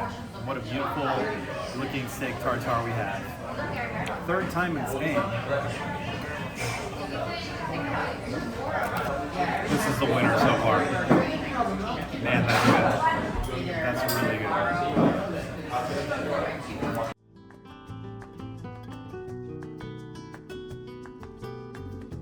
Our last dish has arrived. It's beef tenderloin, mashed potatoes, gravy, and a little bit of bread.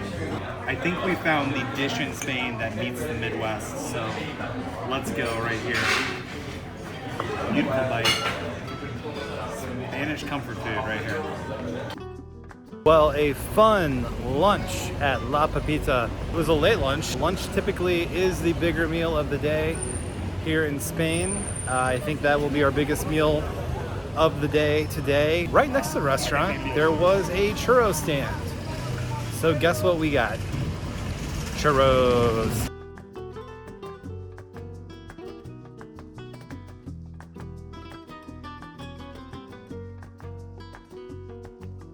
Here we go, chocolate dip churro.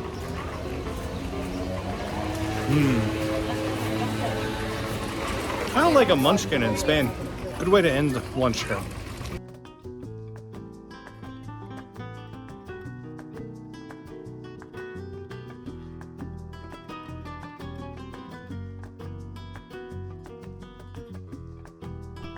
This evening, we're heading to Barcelona's Picasso Museum, which showcases his early works.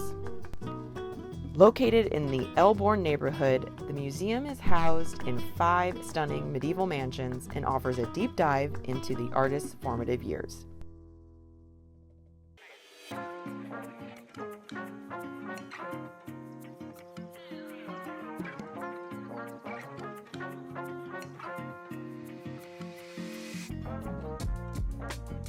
A bull by Picasso.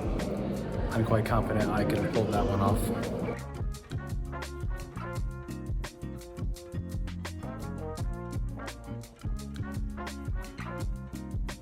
The museum holds over 4,000 of Picasso's pieces, including paintings, sketches, and ceramics.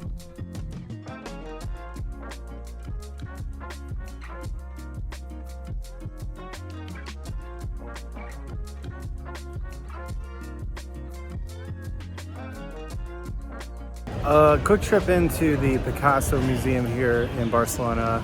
I really enjoyed it. We always like stopping in. I find him to be the most fascinating artist, mainly because he can be very detailed, but also his, obviously, because Cubism, abstract type paintings are quite wild. We're gonna figure out our next steps here, try to find some good food, and keep enjoying the city.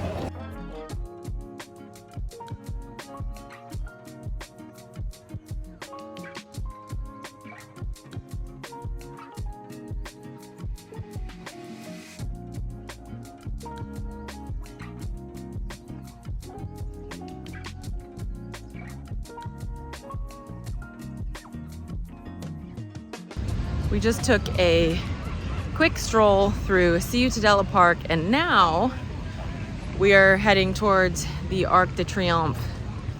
I don't have much else to say. I feel like we keep talking about how like it's 8 o'clock at night and there's a ton of people out, but that is kind of a large cultural difference between the US and here, because we're like at home by 8 o'clock. People are like, I'm heading home. I've had dinner, I'm going to bed. So seeing everybody out and living life just continues to be a lot of fun. There's a little dancing in the streets of Barcelona going on right here. There is a ton going on in this park here.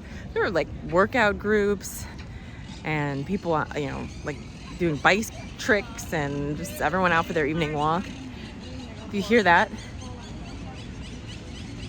that's the parrots I was talking about earlier. I didn't notice them until now. I know the story behind them. It's kind of funny. But yeah, a really nice night. Like I said, lively, very lively. Our first attempt to walk into dinner failed. We were given 30-minute wait time, not bad, but we're literally gonna walk towards our hotel, and if a restaurant seems interesting, we're going to ask if we can eat there. To be fair, we're like not that far from some tourist destinations, so not surprised that they had to wait. No, but it's been an adventure to have an adventure without having everything be planned down to the minute. It's summer, and we're here in the summer because that's when the schedule permitted. However, we'd like to. We always end up in Europe in the summer, even though we want to come in like September and October.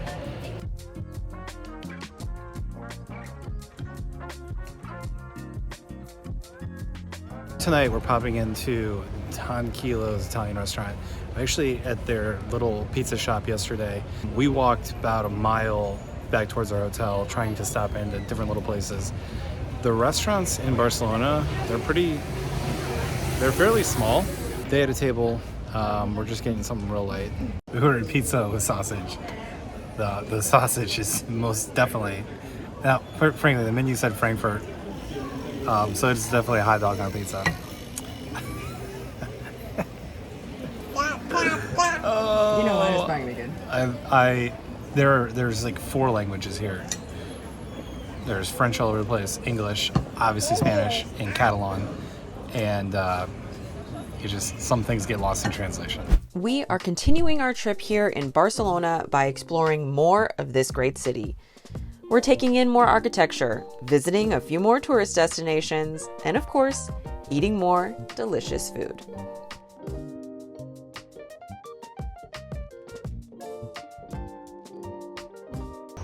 Another beautiful morning here in Barcelona. We're starting off with another slew of baked goods. We got a little banana bread. Couldn't resist it. There's so many like awesome bakeries that we passed. It was so cute, I couldn't resist this one. These look great in the case. I think it's just onion, right? Onion focaccia? Yeah. All right. The onions are a little bit sweet, which kind of gives it a breakfast feel. I mean, I like to go sweet for breakfast. Adam likes to go more savory. To prove how much I like sweets for breakfast, I got a chocolate chip cookie. I say it a lot, but this is good morning fuel.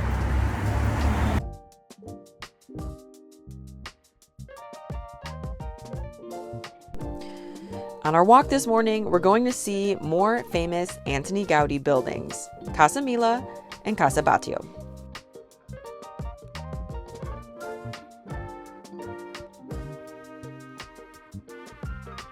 So behind me is Casa Mila, which is another Antoni Gaudí design building. He was a very busy man. This one was built between 1900 and 1912, which was also around the time that he was designing La Sagrada Família and Parkway. So very busy, but it's kind of amazing. You're just walking down the street and his buildings are everywhere. He really left his mark here on Barcelona.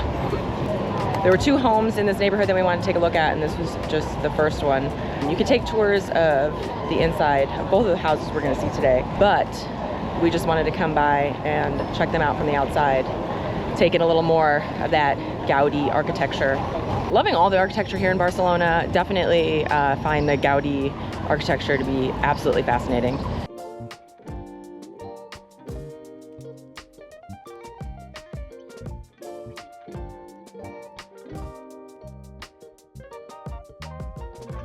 After a quick walk down the Passeig de Gràcia, we find ourselves at Casa Batlló.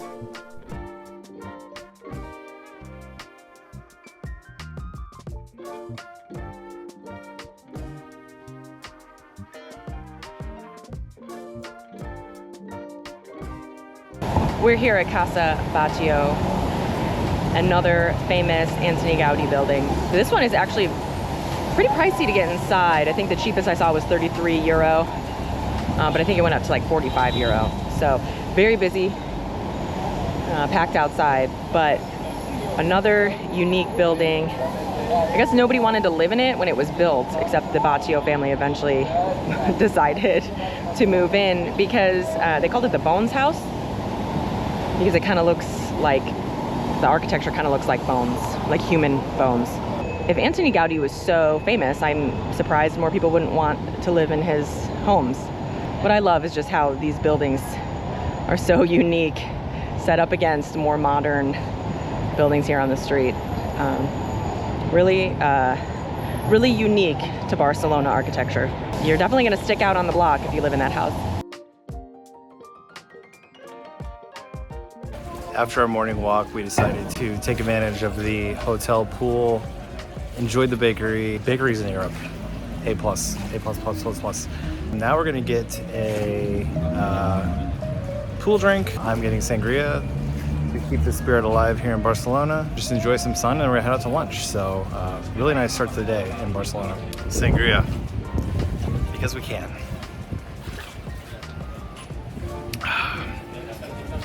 Ed Sheeran would be proud.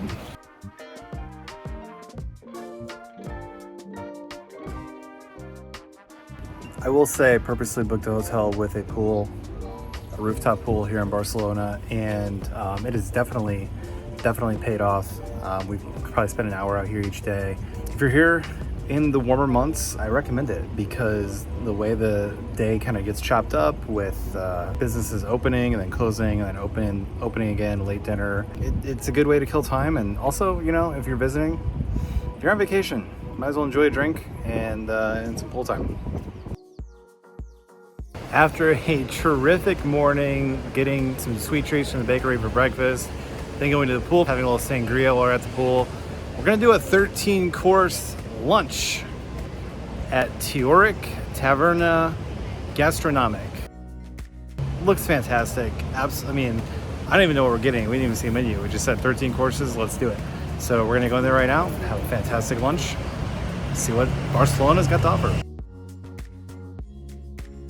First glass of vermouth here in Spain. One of their more popular drinks. I have no idea what it tastes like.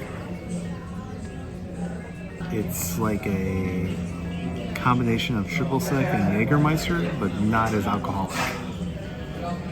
So, I had studied abroad here in Barcelona. Vermouth all night.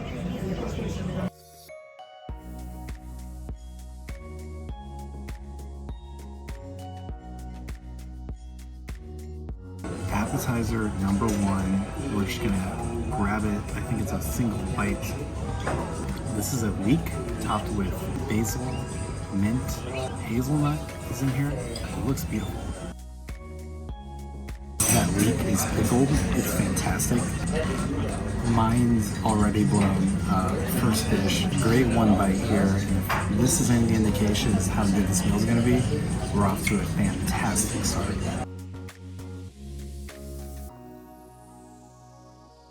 We've got seasonal toast with cod on it. It's got a pill sauce and green tomato on there. Again, beautifully presented. This is a 2 bites right here. Wow, that is fantastic.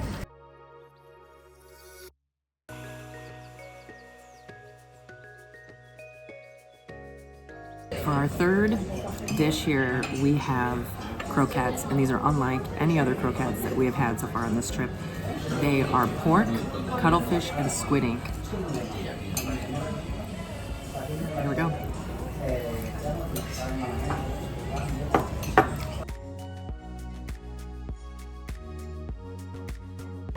Appetizer number 4. This is a chicken skin with shrimp tartare on here.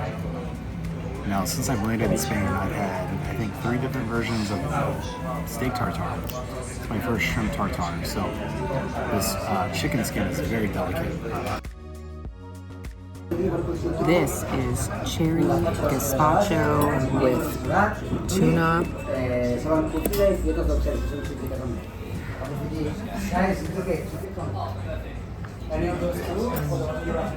All that cherry flavors there.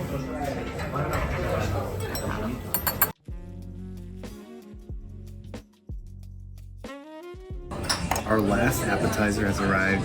This might be the most beautifully plated dish we get. I mean, the colors are absolutely fantastic.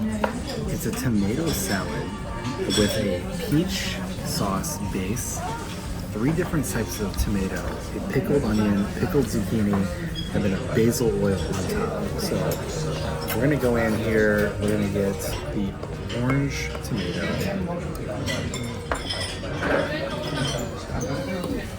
some of the sauce. This is the kind of dish that can convince you to become a vegetarian. Garden fresh tomato, absolutely fantastic. The peach sauce on the bottom goes perfectly with the basil oil. We do not have the talent to recreate this dish at home, nor do we have the tomatoes that are this good. resources. So we're gonna savor every bite of this one because this is one of those you can only get it here type of dishes.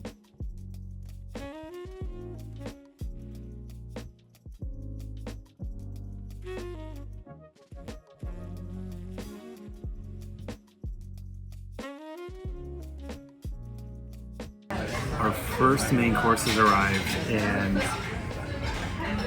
I said earlier, shrimp tartare. I've had a lot of steak tartare. We now have dry-aged steak tartare, and I'm smiling like a goon because it looks fantastic. There's pickled zucchini relish on top and pickled mustard seed. So what we're gonna do is actually take this and just kind of work it in together. This is a béarnaise sauce, so we're gonna take a little bit of that as well. And just kind of work it like that. That looks gorgeous.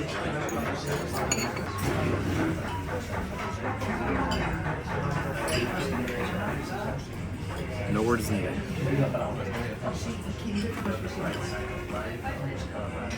You know, steak tartare is one of those high floor, you like it, high floor dishes.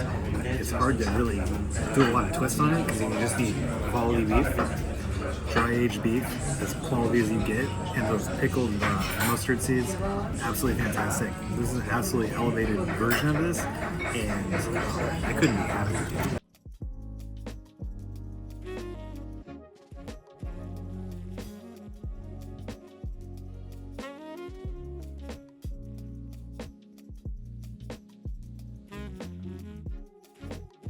This is our second main course here. It is a beet extravaganza. We have beautiful beets here. The sauce is a beet, like a smoky beet puree, and then with cream. And then these are also like, I think pickled beets. So Dwight Schrute would be proud of the beets on display here. That's very good. The beets are grilled a little bit, so they're warm. I don't know. Beets kind of seem like something my grandparents ate a lot. So it's not something I seek out. But this is really delicious. This could be like a dish that changes my mind. And maybe I try to incorporate more beets at home. If you're wondering why Madeline and I are married, as I was holding the camera for her to eat that, I was thinking to myself, Dwight Schrute would love this dish. And she just said it. And that's why we're married.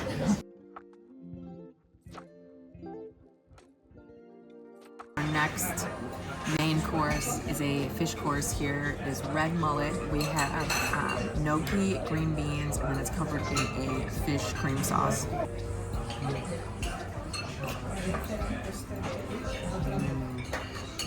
Very rich flavor in this sauce. Very good.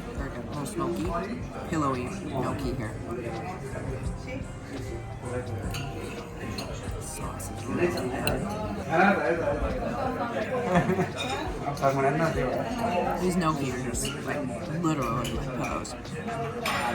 They're like softer than marshmallows even.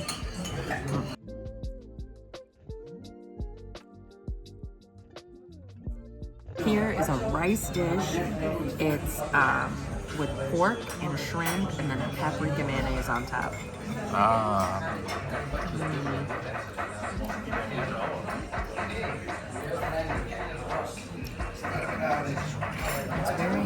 It's like a deep flavor. It's almost like a risotto.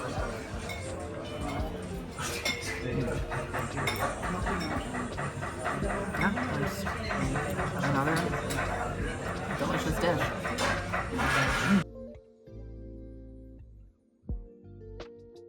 Our final main course has arrived. It's a chicken dish. It is a chicken breast, a chicken leg, the chicken neck. I didn't even know you could eat. So that's going to be an adventure. We're always up for an adventure. Chicken neck's going to provide one. It's a baked apple with chicken sauce and pine nuts. So I think that we'll be least adventurous and just go for the chicken breast here with the chicken sauce and pine nuts on it. Beautifully cooked, crispy skin, just nice hearty bite of chicken. So let's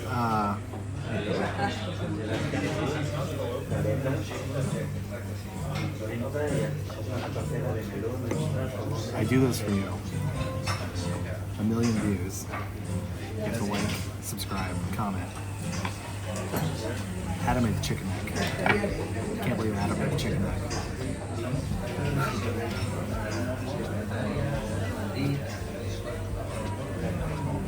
I can't tell myself it's chicken sausage.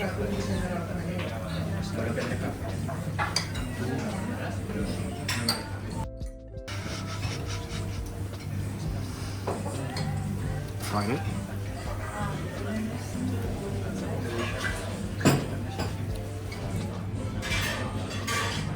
It's kind of got the consistency of like a duck pate or something like a moose liver mousse. We're gonna pass on the rest of it. Try this baked apple. That's very good. The chicken sauce is really good. Like I said, 1 million views. Like, subscribe. I'll eat more chicken. Okay, here's our first dessert. We have melon on the bottom and an ice cream on top. And then this is like a wafer cookie. And then there is a sauce, served with a soup, they called it, with melon, mint, cucumber, and jalapeno in it. So let's get a bite of everything here. A little bit of melon soup.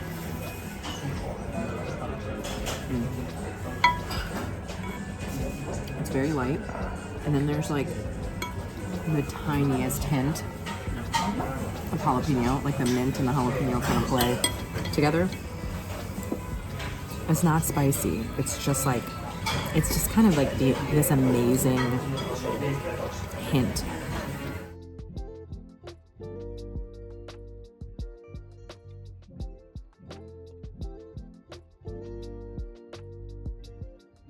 Course has arrived, and it's a beautifully plated dessert. It's taken on a very traditional Catalan dessert. This is almonds, lemon, and cinnamon, and it's kind of a nougat. And then you take the ice cream and you mix it in there with it. What a great way to end this fantastic meal. What a fantastic afternoon we just had at Teoric. I don't think we've ever done something like that, like a 13-course gastronomic experience like that, and we thoroughly enjoyed it. Everything was delicious, everything was fresh. They really stressed farm to table, organic, and incorporating dishes that are Catalonian. What a great way to spend the afternoon. We have been sightseeing, we have done some amazing things while in Spain, while in Barcelona, and that was just full-on entertainment. That was 2 hours of delicious food. Can't say enough great things.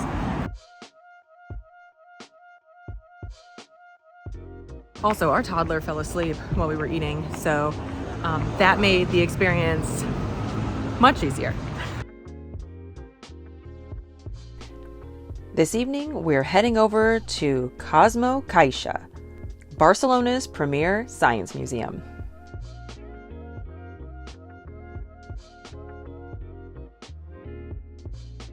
After a phenomenal lunch, we are back at it after a siesta. Siestas, we found out, are mandatory in Spain, especially in the summer. I mean, the heat just comes down on you, and you're ready to take a nap at about 3, 4 o'clock.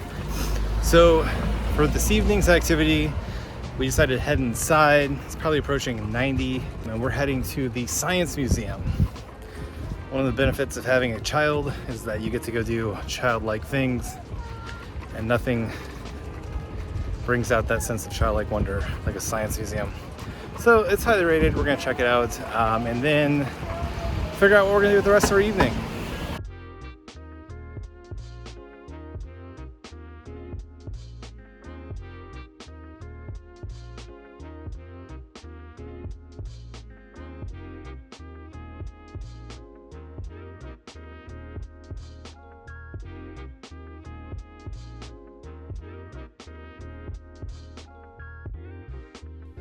One of the key exhibits here at Cosmo Caixa is the flooded forest. It's a recreation of an Amazon rainforest, complete with tropical trees, fish, turtles, alligators, and capybaras.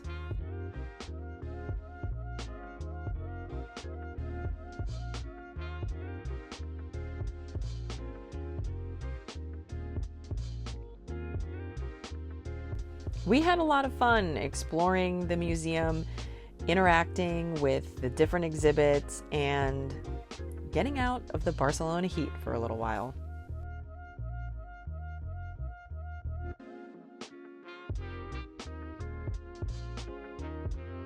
Fun stop into the Science Museum. Terrific air conditioning. We are still stuffed from our 13-course lunch, which is to be expected when you eat that many courses I for know lunch. you all think, oh, these people just eat all the time. And when we're traveling, we do tend to eat a lot, but we do get full, and we do have to shut off. We had to figure out what we're going to have for dinner, which is a challenge because a lot of the food is sit down. I think that's out of the question. So we're heading back. We're going to figure out when we get back towards our hotel. We're going to first figure out how we're going to get back to our hotel. Thank God for Google Maps.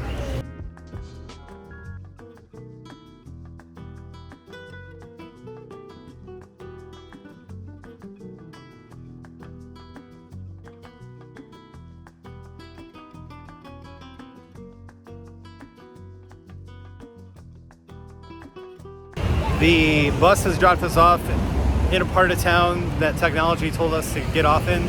So we are now walking, and we will attempt, as we have most nights in Spain, to try and find an easy dinner.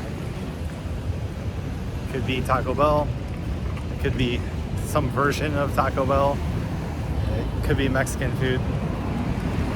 We'll see. You sounds like you want Mexican food or some version I of may Mexican have food. a Mexican place in the Google Maps as a jumping off spot. But again, I have no idea where in town we actually are. This is definitely a big city. If you have any, it is a full-blown metropolis.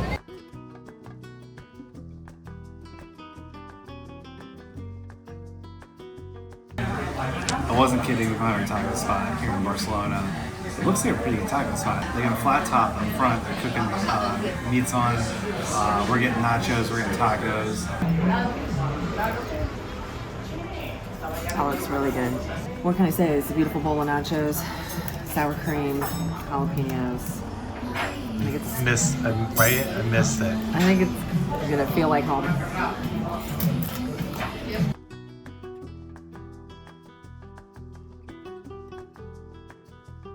Chicken taco. Definitely the best Mexican food we've ever had here. Alright, here is the beef taco. Looks delicious. Jalapenos, beef. We always try to eat the food, the traditional cuisine of the country we're in, but you can only do so much. And Mexican food has just such a high floor. What we've experienced, not here, in other countries, what's called Mexican food is just, it's not even the same planet. The dinner we wanted to wrap up a fun day in Barcelona. It's amazing that we're getting near the end of our trip here. We've had such a fantastic time in Spain. Still got some fun items in store. Today's big adventure was a 13-course meal. I don't think we're gonna get a better meal than that in Spain. We might try here in our final few days, but it's just another great day and can't wait to wake up and do it all again tomorrow. Another beautiful day exploring Barcelona. It's gonna be our last full day in this town. Really have had a terrific time here. I've had some great meals, have enjoyed the architecture of the city and some of the activities we've partaken in. And this morning, we're gonna partake in probably our favorite activity, which is waking up a little late and then going to a local bakery and getting some delicious treats to start our day. So we got another one picked out and we're heading over there right now.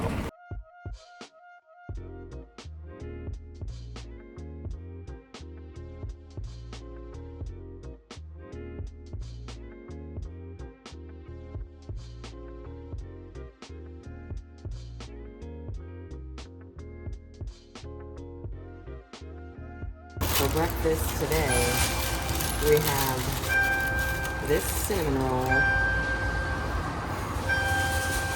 another beautiful display case. This is what caught our eye. That is very good. We also have here ham and cheese croissant. This croissant looks amazing. Oh, that's good. You could eat that any time of day though. This is the cutest little cup for my espresso. It's so dainty.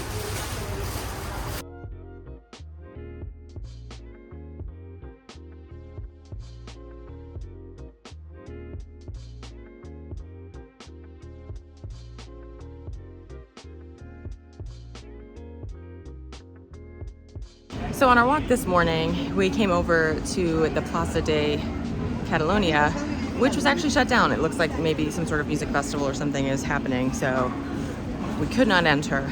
We're exploring this area. It really seems to be like a central business district. There's the Bank of Spain, there's like their broadcasting building. Just enjoying exploring different neighborhoods in the city and branching out from like where we're staying or just the main sites. So we're just continuing to explore this morning, and you know, this is our last day in Barcelona and we're just taking it all in.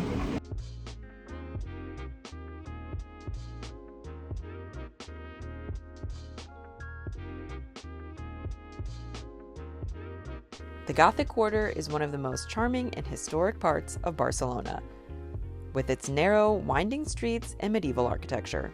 You'll find hidden plazas, old Roman walls, and plenty of little cafes and shops tucked away.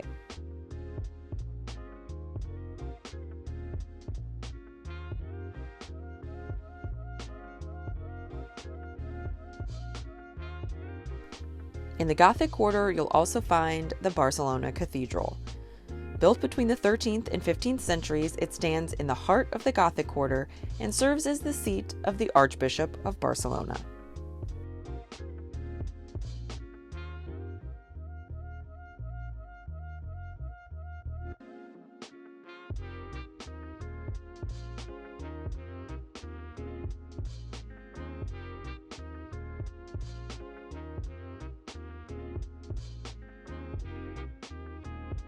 I'm very glad we walked over here this morning. We haven't really come over to this part of town and kind of seen the old architecture, the really narrow streets.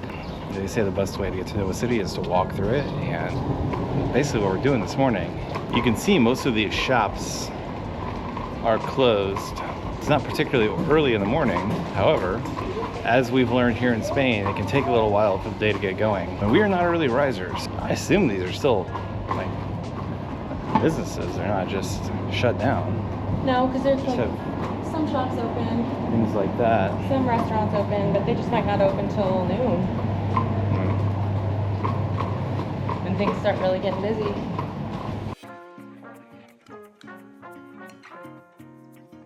Well, a good walk this morning. It's about 3 miles. We're gonna go back to the hotel, do a little pool time, and then head to lunch. I don't think lunch will be as extravagant as yesterday, but I am excited for it.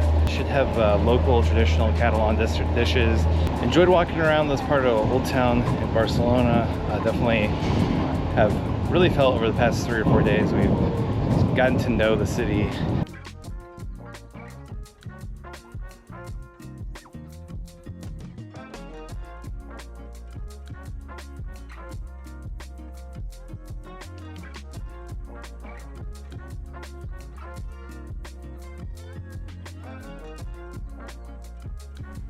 After our morning exploring, we are heading to lunch at Casa Amalia, where they have a tapa that was ranked number 3 in all of Barcelona. So naturally, we have to try it.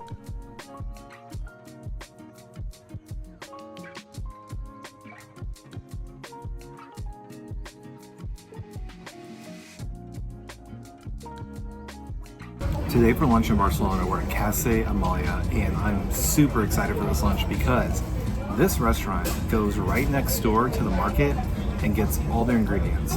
For lunch, I ordered a traditional Catalan dish called cannelons, and they are 3 meat stuffed pasta shells covered in bechamel sauce. Madeline's getting an elevated Catalan dish. It's a roasted lamb served over au gratin potatoes. It looks absolutely fantastic. We're starting off with 2 tapas. The first one is the torpedo, mini pork sandwich.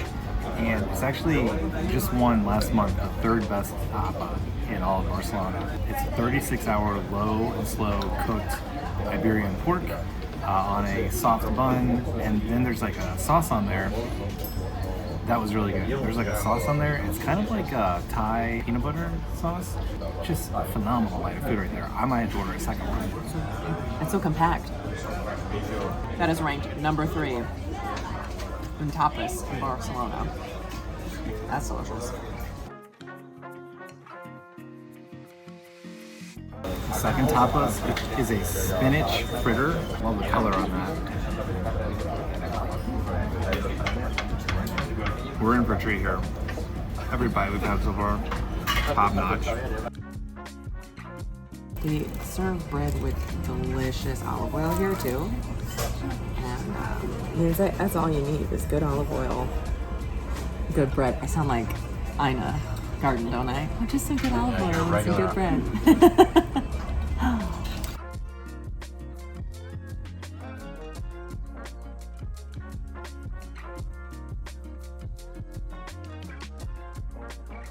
Here is my beautiful lamb dish, beautiful plating here. I got a piece of lamb right here, ready to go. So tender, so delicious. Oh my God.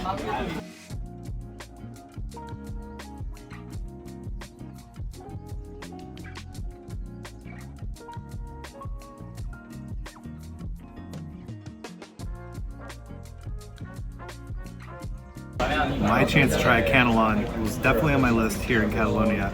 And beautiful plating. It comes out very hot, covered in bechamel sauce.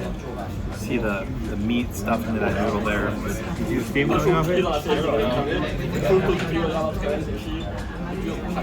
Talking about comfort food, 100% comfort food. It is not always summertime here, and I imagine in the winter, in the 40s, 50s Fahrenheit, this is the dish you're hunting for because it is absolutely delicious.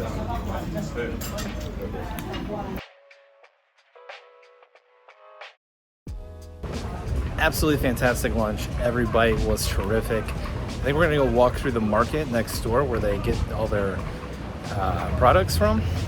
Just a home run. And we really had some great lunches in Barcelona. I gotta say, this is a true neighborhood market. Not a lot of stalls selling tapas or anything like that. There might be some more that are either open earlier or open later, but I really love this neighborhood we've stayed in. It's just fantastic restaurants, bakeries, markets. What a place to live.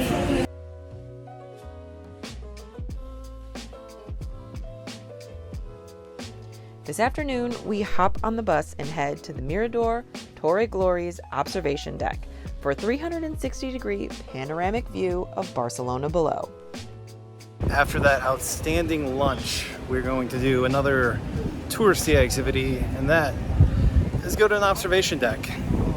But I'm not going to apologize for it, because if someone from Barcelona was visiting Chicago, I would absolutely recommend that they go up into the Willis Tower / Tower or the John Hancock building. This one's got a 360 view.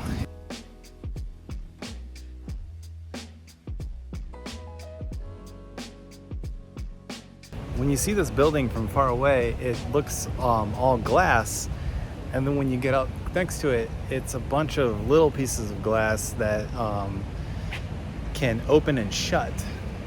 It kind of looks like the egg building that they have in London. However, we're in Barcelona.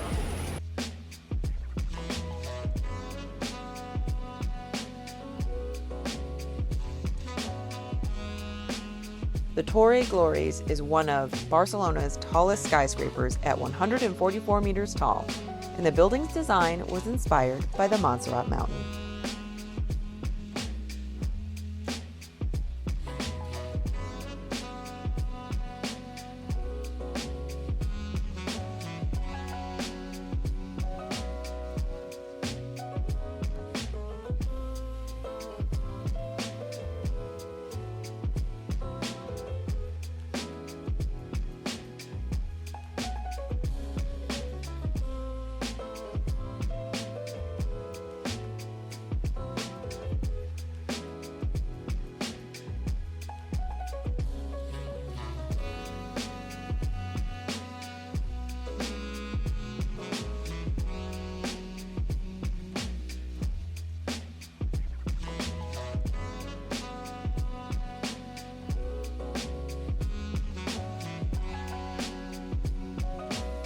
Well, the views up here are well worth it. You can see La Sagrada Família up here.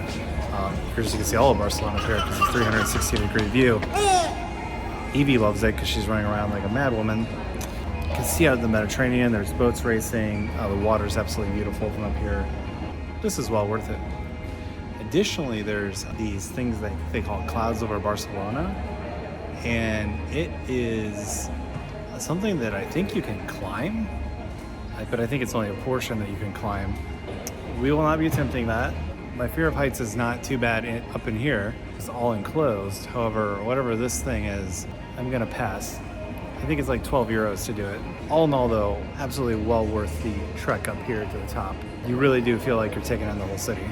No building can be taller than that mountain right there.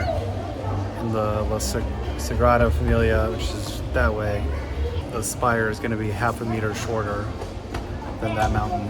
So, judging by the height of this building, I think we're just about as high as you can build in Barcelona. Right there is a Westin hotel that's shaped like a sail fin. If this video gets 500,000 views, we'll come back and stay there. You gotta like, subscribe, comment below. I like issuing these challenges because if the video gets that many views, then we'll come back and do whatever you want.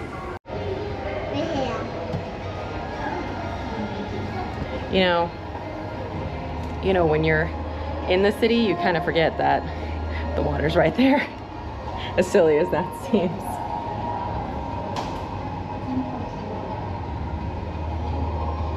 We have not made it to the beach in Barcelona. We've had great beach days on this trip, but we just didn't make it over there. It's kind of sad. It's pretty fun to be up here and then see places that we've been this week on the trip. Like you can see La Sagrada Família and Parkway over there behind us.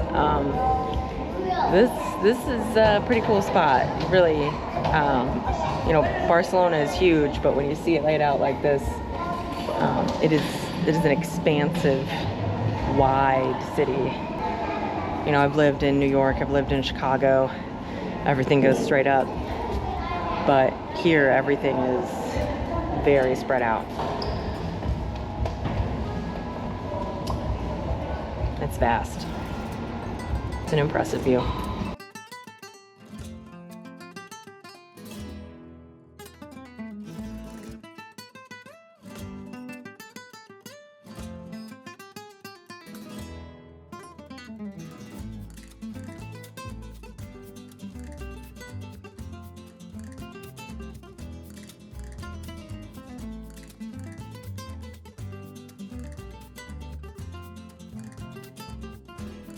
Barcelona, we stopped in at the Growler. It's got a bunch of different craft beers from, I think, all over Spain.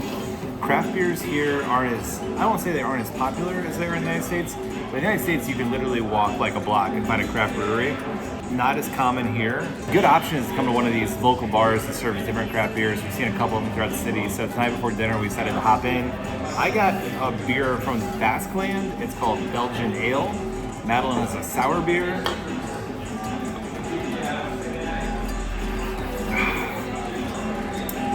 Yeah, I mean, they know a thing or two about doing beer over here in Europe.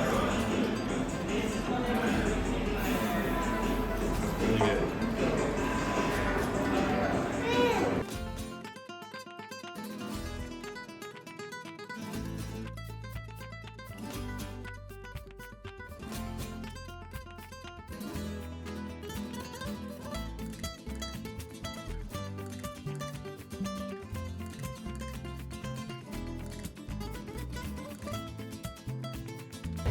For dinner, we're gonna head to Restaurant Palermo. It's a local neighborhood spot. I think it really is kind of a spot that locals eat at. It's got a huge menu full of Spanish and Catalonian dishes. Some of the items we've been looking for have been a little harder to find. We're really having a Catalonia day today when it comes to food. So we're gonna pop in there, good drinks over at the Growler, and now we're ready for dinner.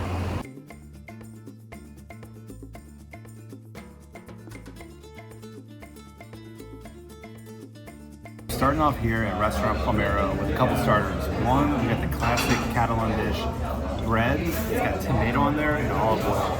We also got some Catalan sausage. So I'm going to just do a little bit of that.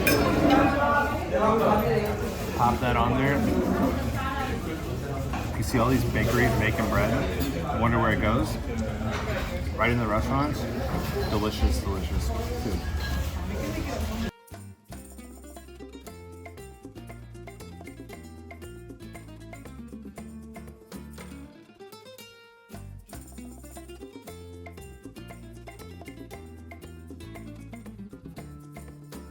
Our Vidya has arrived, and it is gorgeous. Now we've had paella already. This is pretty similar, but the instead of rice, it's kind of more of a noodle. It kind of looks like vermicelli, so it's like a long noodle or a long rice. I don't know. I think it's kind of in between. Beautiful presentation. Something that they do that I guess I didn't realize, or maybe when I've had paella in the past, they serve it all up to you. So it is everything that was in the big dish is on our plates here. It looks great. We have mussels, we have prawns, we have other seafood in here. So I'm just gonna go in.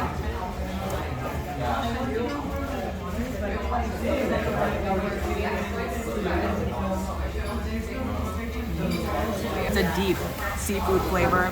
I really like the noodles. It's kind of like I said, we've had paella already, so eating it with the noodles is kind of a different spin. It's really good. I mean, it's a huge portion on both of our plates here. So I don't know if I'm going to be able to finish it, but I am going to try. Tap it out. This portion could have fed 5. Fed 1 Adam. Cafe Palermo was a delicious dinner. Fabulous service. We went early. We've been trying to go on the early side of dinner. So we got in before 8, and then like right at 8 o'clock, boom, place fills up. The fadua was fantastic, and we're all 3 of us incredibly full after that meal. It's worth noting the food journey we've been on this trip. In Basque Country, we had so many meals that were made up of the pinchos, and those are absolutely fantastic. It was a lot of fun eating that way, but now that we've gotten into Catalonia here for the last week, we're getting meals, and we're just absolutely stuffed. The portion sizes there were huge. I couldn't finish it. I kind of liken that dish to a Spanish pad thai. Definitely tasty, but you gotta order it for 2. I did notice earlier today they were selling it as a just kind of individual packaged dish at like a local cafe that you take home, heat up. Might be able to find different versions of it. We enjoyed that. The presentation of paella or fadua, always fun when they serve it tableside. That'll probably be our last one, paella-ish type dish here in Spain, but a good one to end on. So if you're looking for a really kind of a local spot, that's the one. Next thing we're gonna do is head to get some gelato. I feel like we've been slacking on the sweet treats here in Barcelona. Not because we haven't been eating them, but because we've just basically been eating like candy bars and gummy bears. Like every shop you go into has like a wall full of different Haribos, and we always end up grabbing one.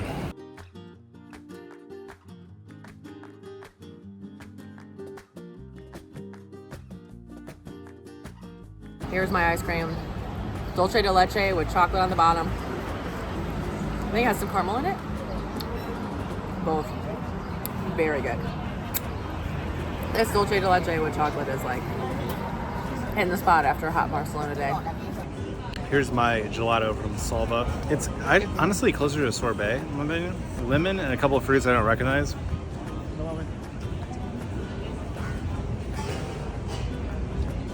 Very refreshing. After a warm Spanish day, it's a good way to end. This is our last morning in Barcelona, so we're grabbing a quick breakfast and then going to pick up our rental car before we head out of Spain and up to Andorra. Our last day in Barcelona, starting off very, very exciting. We're doing laundry again.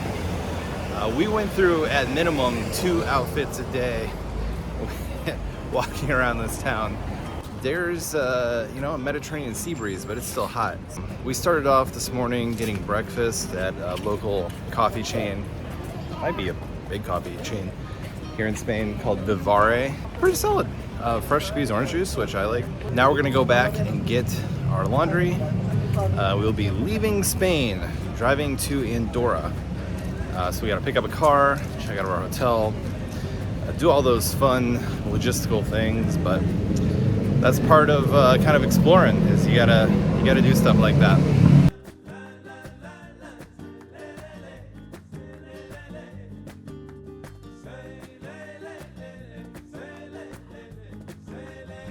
Just checked out of the hotel. About a 10-minute walk over to the Sixth, which we have rented a car from. I'm doing it by hand, so Just one of those little logistical things. You gotta suck it up and walk the streets of Barcelona with your luggage. Absolutely terrific time here in Barcelona. Really, we found the city to be very hospitable, great food, great architecture, a lot of fun that's had by us here in the last few days, and we cannot wait to return. We have had a fantastic time here in Barcelona. We know we left some things on the table. We were only here for a short time, so it's hard to accomplish everything that there is to do in an amazing city like this. So let us know in the comments below your favorite things to do, what we missed, and what we'd have to do next time we visit Barcelona. If you want to see more from our adventures in Spain, click right here. Don't forget to subscribe, and we'll catch you on the next one.